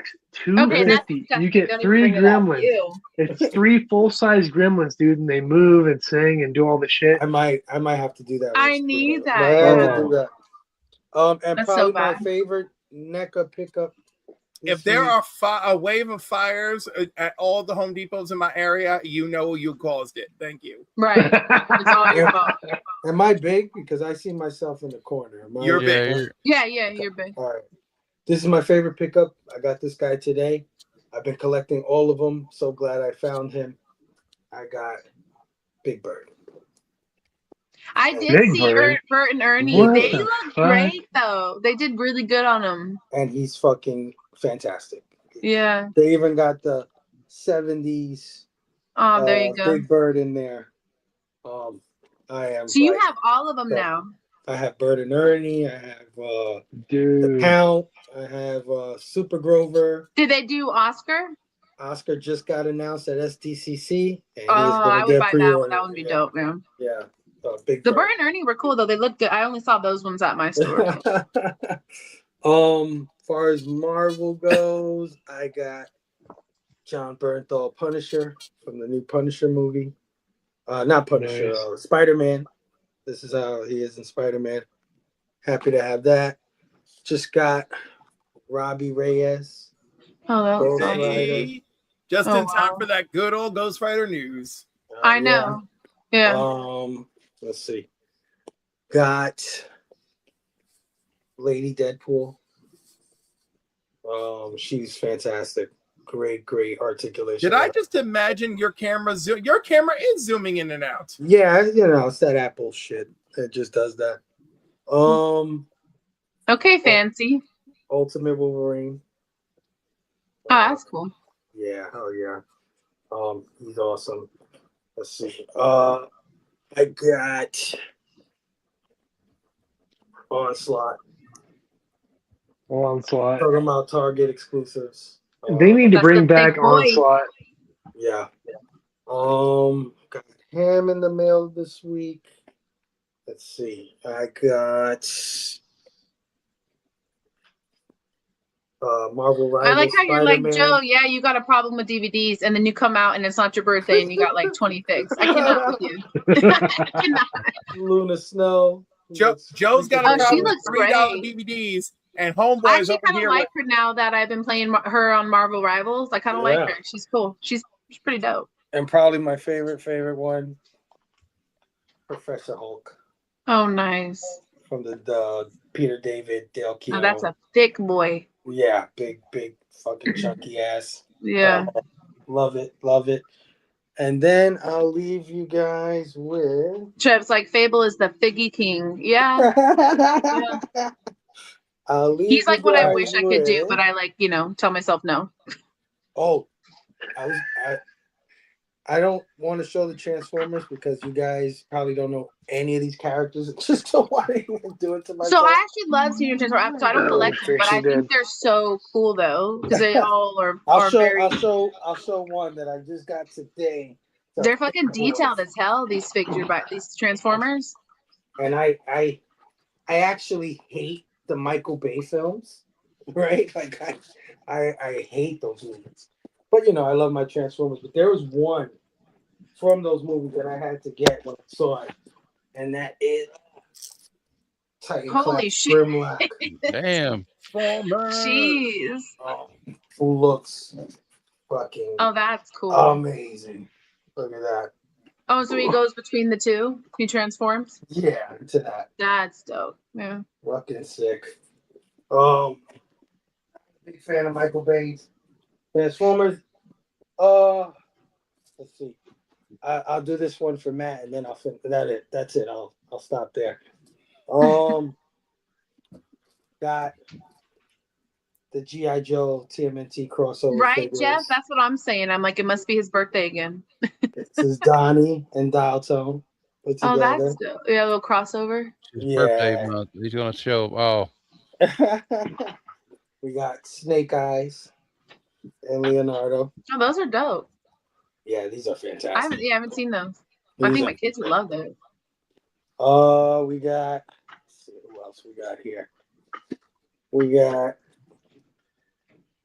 Rocksteady as Buzzer. That's cool. Freaking sick. We got Cobra Commander and Shredder put together. That's I don't know, it's hard to see, but look at that. That's fucking sick. Yeah. Got him. We got Slash as Storm Shadow. That's the one I want right there. He looks cool, yeah. And the last ones I got. Let's see. I got Krang as Destro. Fucking awesome. See Krang in the middle there. Oh, yeah.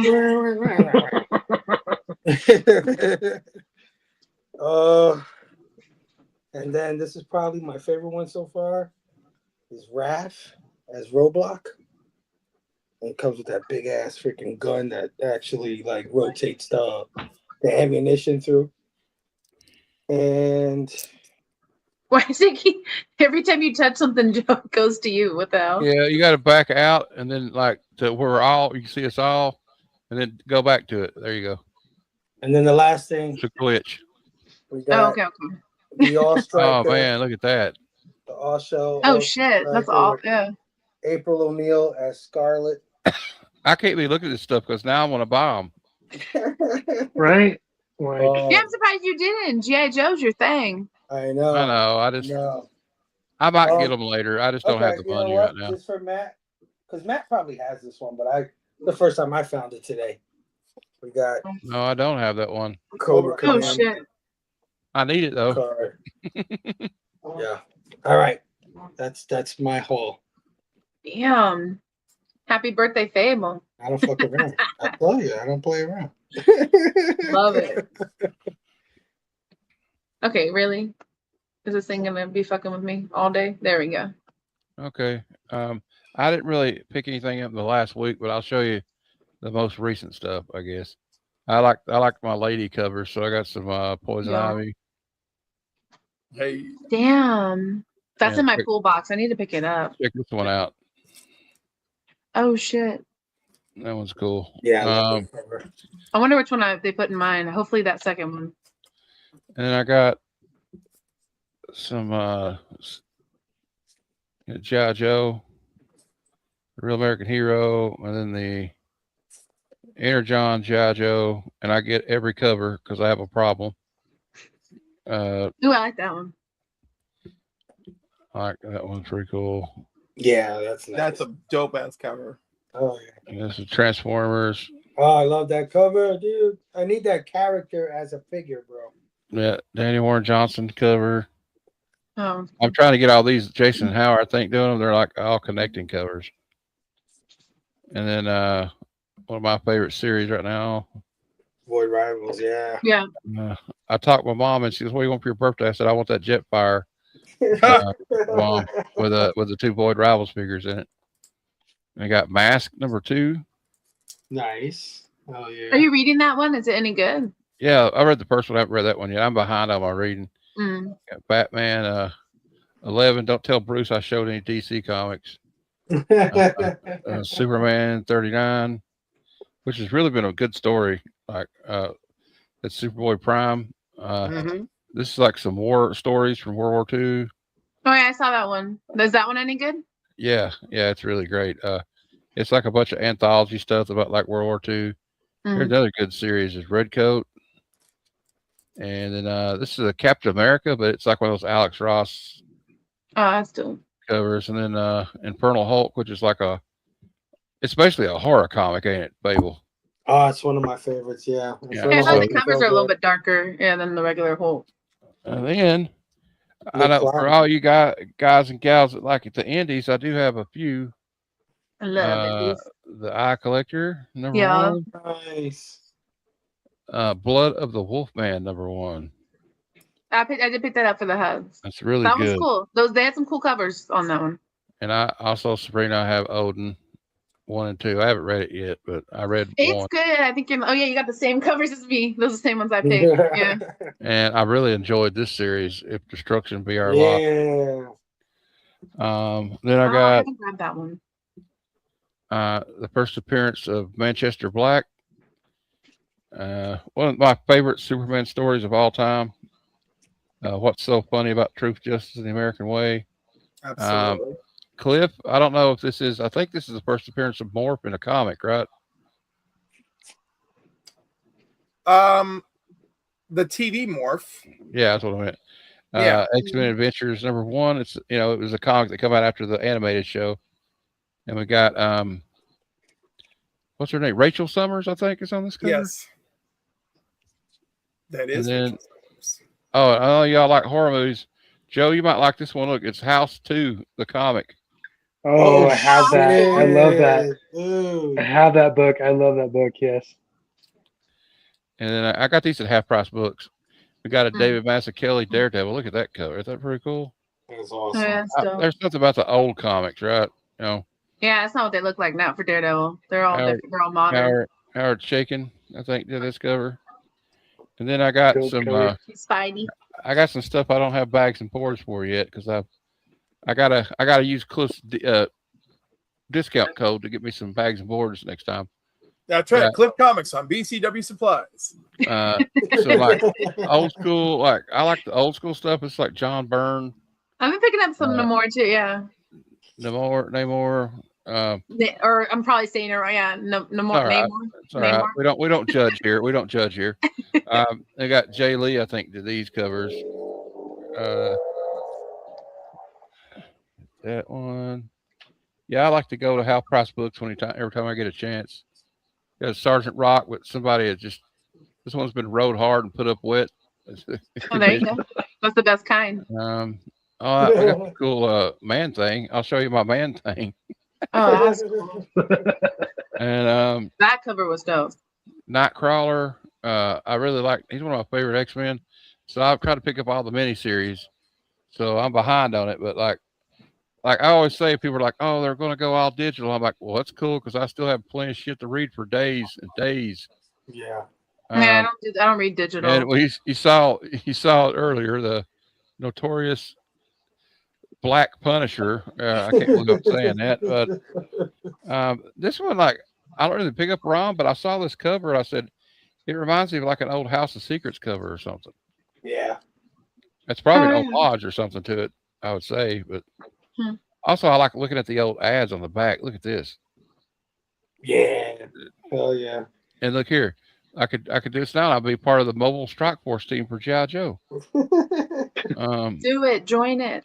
Send it in. See what happens. Hulk. Some old Hulk. Some Scotty Young Rocket Raccoon. I like that. Oh, that's dope. Yeah. I love that little series. And we got Emma Frost. And then I got these cool, like old school Ripley's Believe It or Not for like $2. Let's go. Oh, those are cool. I love those old. What title is that? It's not. Is it Dell? It's Gold Key. Gold Key. Gold Key and old Dell comics. Like I love those. Look, you could get 100-piece toy soldiers for $1.50. Is that cool? Is that cool? That'd be cool if you send in and they really send it. And like this one, I always like these on the back. Look, here, get your fishing lures and tackle for $12.95. And last but not least, I found this and like I got it because it's an Alex Ross cover. Superman 678. Nice. With Atlas. Yeah, Atlas. Yep. My man from first issue special. All right. That's all. Oh, well. And I'm rereading this. I'll show this. Is my Yes. the Lazarus Project. It's like 4 issues. I'm going to do a video about it. If I can find anybody to volunteer. And this is Mike Minola that draws Hellboy. He did that cover. And this one's cool. Yeah, there we go. Yeah. That's it. I don't want to bore Some anybody. old dude been waiting 50 years. Someone finally ordered my. That's what I'm saying. They're like, yeah, someone finally ordered. They finally. So he said, I've been waiting for ever. Somebody finally ordered some of them. All right, I'm done. Dun, All right. dun. I'm like, good, because I'm crashing. I have to get to bed. I'm Yeah, like, it's I think one of our longest episodes for What is sure. it? 1 a. It's 1 a.m. there. yep. Yeah. Holy Yeah. shit. Yeah. 108. Yeah, because I'm 11 Yeah. here. So All right. So this was all from the Philobox. It's tomorrow. So Thor 121. Some absorbing man action. That's cool. I like those old Thor covers. And then Thor 189 with Hela. Ooh, that's a nice cover. that's a great cover. Right? Beautiful. Then we got 195. You've been getting a lot of Thor here in the last year, I've noticed.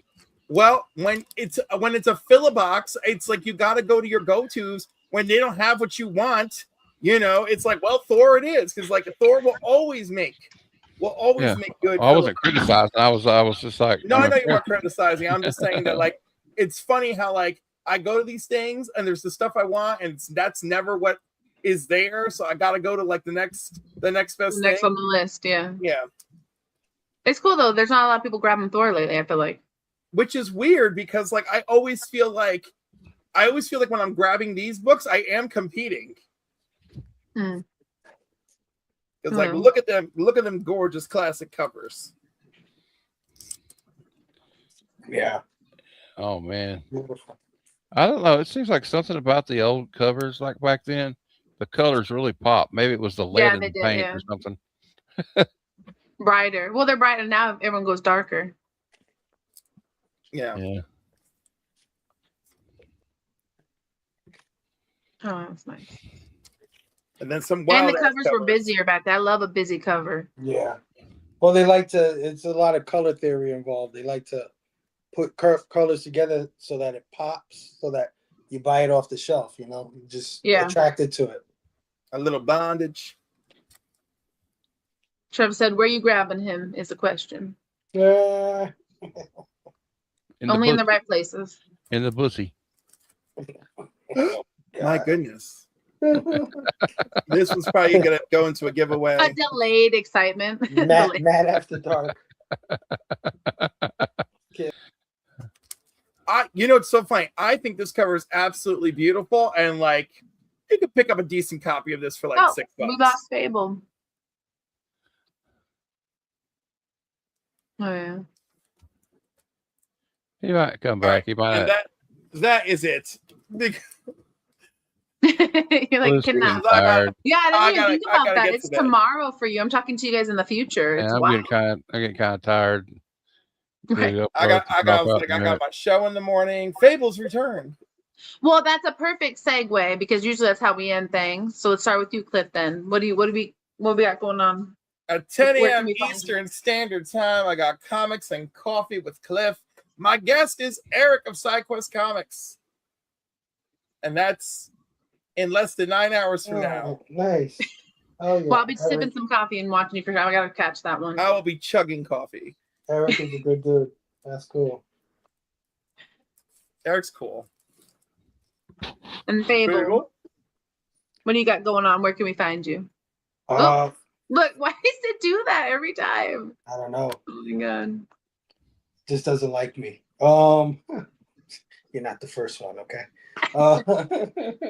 It's because you're my fave, so you're this least fave. Catch me. Well, first of all, if you guys love movies, we're doing something called Action Fest. We're at the tail end of Action Fest. We got 4 channels involved. It's Pop Culture Philosophers. Matt is involved. Chad from Mental Health Collectibles is involved. And my channel is involved. Monday, we have our next show on Pop Culture Philosophers.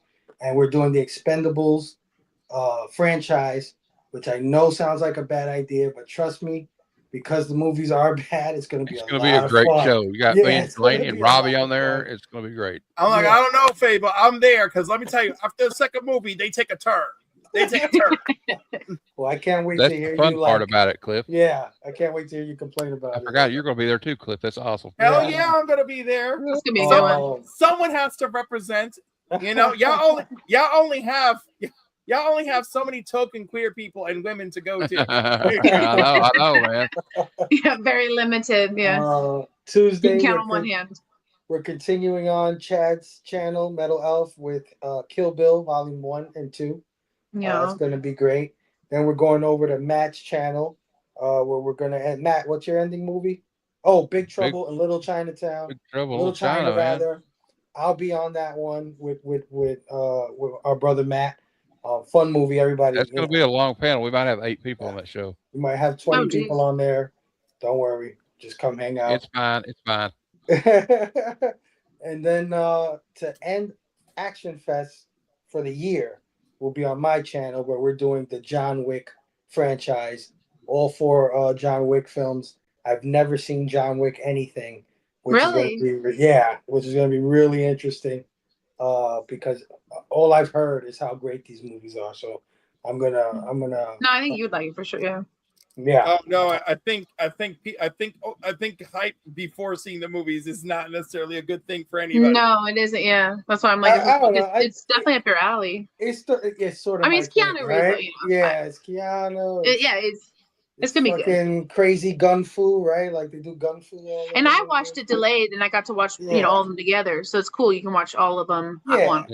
Yeah, I'm down with all that. So yeah, we end off Action Fest on my channel this Friday, 9 p.m. Eastern, one collection down with the John Wick franchise, and that's what we got going on this week. Nice, and y'all better be following. And if you're not, I don't know what the hell you're doing. And thank you, Sabrina and Joe, for having me on tonight. It's been a great night. Great show, guys, man. I really had a lot of fun. Thank you. Yeah. And I'm glad you showed up. Very, very good. Yeah, I got you. You know, I always got you. I know. I appreciate you. Matt. Well, I'll be doing a show tomorrow at 6 p.m. Eastern, 3 p.m. Pacific. I do every Sunday, the Sunday Super Show Extravaganza, and we review. We go over the upcoming comics coming out for Wednesday on New Comic Book Day, and we do a funny thing called Out of Context panels. We also go over like the trending comics of the week, and check it out. Also, sometimes we do a giveaway. I don't think there's one this week. And then Monday, I will be there on Robbie's channel for Expendables with Cliff. And that should be I think it's gonna be a good time, because I think the best ones are when the movies are bad, like, because you get some fun stuff happening. Yeah. And then controversy. Tuesday I'll be on Chad's because they're reviewing Kill Bill Volume 1 and 2. When he said they were doing that, I'm like, you sign me up for that now, because I'm a Quentin Tarantino from day one guy. And then Wednesday on mine, like Fable said, Big Trouble in Little China at 9 p.m. Eastern, 6 p.m. Pacific. And also, I have some videos coming out on Wednesday. I have a video coming out. I do a retrospective of an old back issue. And this week I'm talking about Uncanny X-Men 268. And then I have a preview video for the upcoming Batman and Robin Year One Dynamic Duo series by Mark Waid. Very good, very good. I have too many shows, I know, but it's a good time. I know. I need to join one. I got to look at your stuff again and join one. It's just Please the time. do. You're early. Joe, you're welcome to come on too. Any of the movie reviews. So you can find me. You can find me. Yeah. So like, I would love to be on all your shows. My schedule is shit. But if you invite me, I will do my best to make it happen, because I do love these kind of things. But like I said, I work an unbelievable amount of hours at my job, so it's hard for me to be anywhere. But if you do invite me to stuff, I will try to make time. I love movies. As far as where to find me, pretty much nowhere other than here randomly, because I work constantly, so I'm rarely on Instagram, anywhere else. Black Sheep Comic Club, always repping that page. I'm on there. If you need to absolutely get a hold of me, that's where you can find me. But other than that, Zombie Joe Comics, and here. That's it. Yep. Only places you need to be. Only places I need to be, and I try my best to be around, but it doesn't happen very often. So. And then when it does, I got to deal with all the sass, but that's okay. Yeah, same. So for me, I found my little other home away from home, because as you see, we don't do this show as often as we would love to. Eventually, we will find the time to. But for now, honestly, I love what it is, because it's just a spontaneous thing that comes up here and there, and we get some great group of people together. But I did find my little home away from home with Fable, so I'm on the Blame Fable show every Friday. So as much as possible. I mean, when we're doing reviews, I take a little advantage of the time and let other people come on, so I don't hog the spotlight. But I enjoy that a lot, and the reviews are great. So I'll be doing a bunch of those as we go, especially when we get to October, because those are my fave. Yeah. So that'll be fun, and then definitely I'll be popping on to Matt's. I've been meaning to do that. Cliff's gonna have me around sometime. I'm definitely gonna have y'all over here. So find me wherever. I'm everywhere. I do obviously TikTok, Insta, and all that. Coffee Monster. I'll be twitching a little bit too. Twitch streaming, gaming and stuff. I'll start that up soon again. But yeah, just a lot of stuff upcoming. But for now, this is usually where I'm at, or over on Fable's channel. So. Oh yeah. Thank you, everybody who tuned in. I feel like we had a pretty decent audience too for not being around lately, or for having to, they fell for our placebo. We did have a first episode supposedly going to go on, and then we went in with a second. So, love it. Oh, and there's Batman too. I think because Matt Fable and I came in here hauling ass. Yep. Now y'all came in a little dream trio. No, it's great. I actually love that it ended up being more of a movie review anyways, because we always end up talking about movies. I don't even think we talk about new stuff, and there's so many great new ones, but the old stuff is just, it's incredible, right? So A lot of fun. We don't have any really cool tag out line other than y'all have a beautiful night and thank you so much for watching.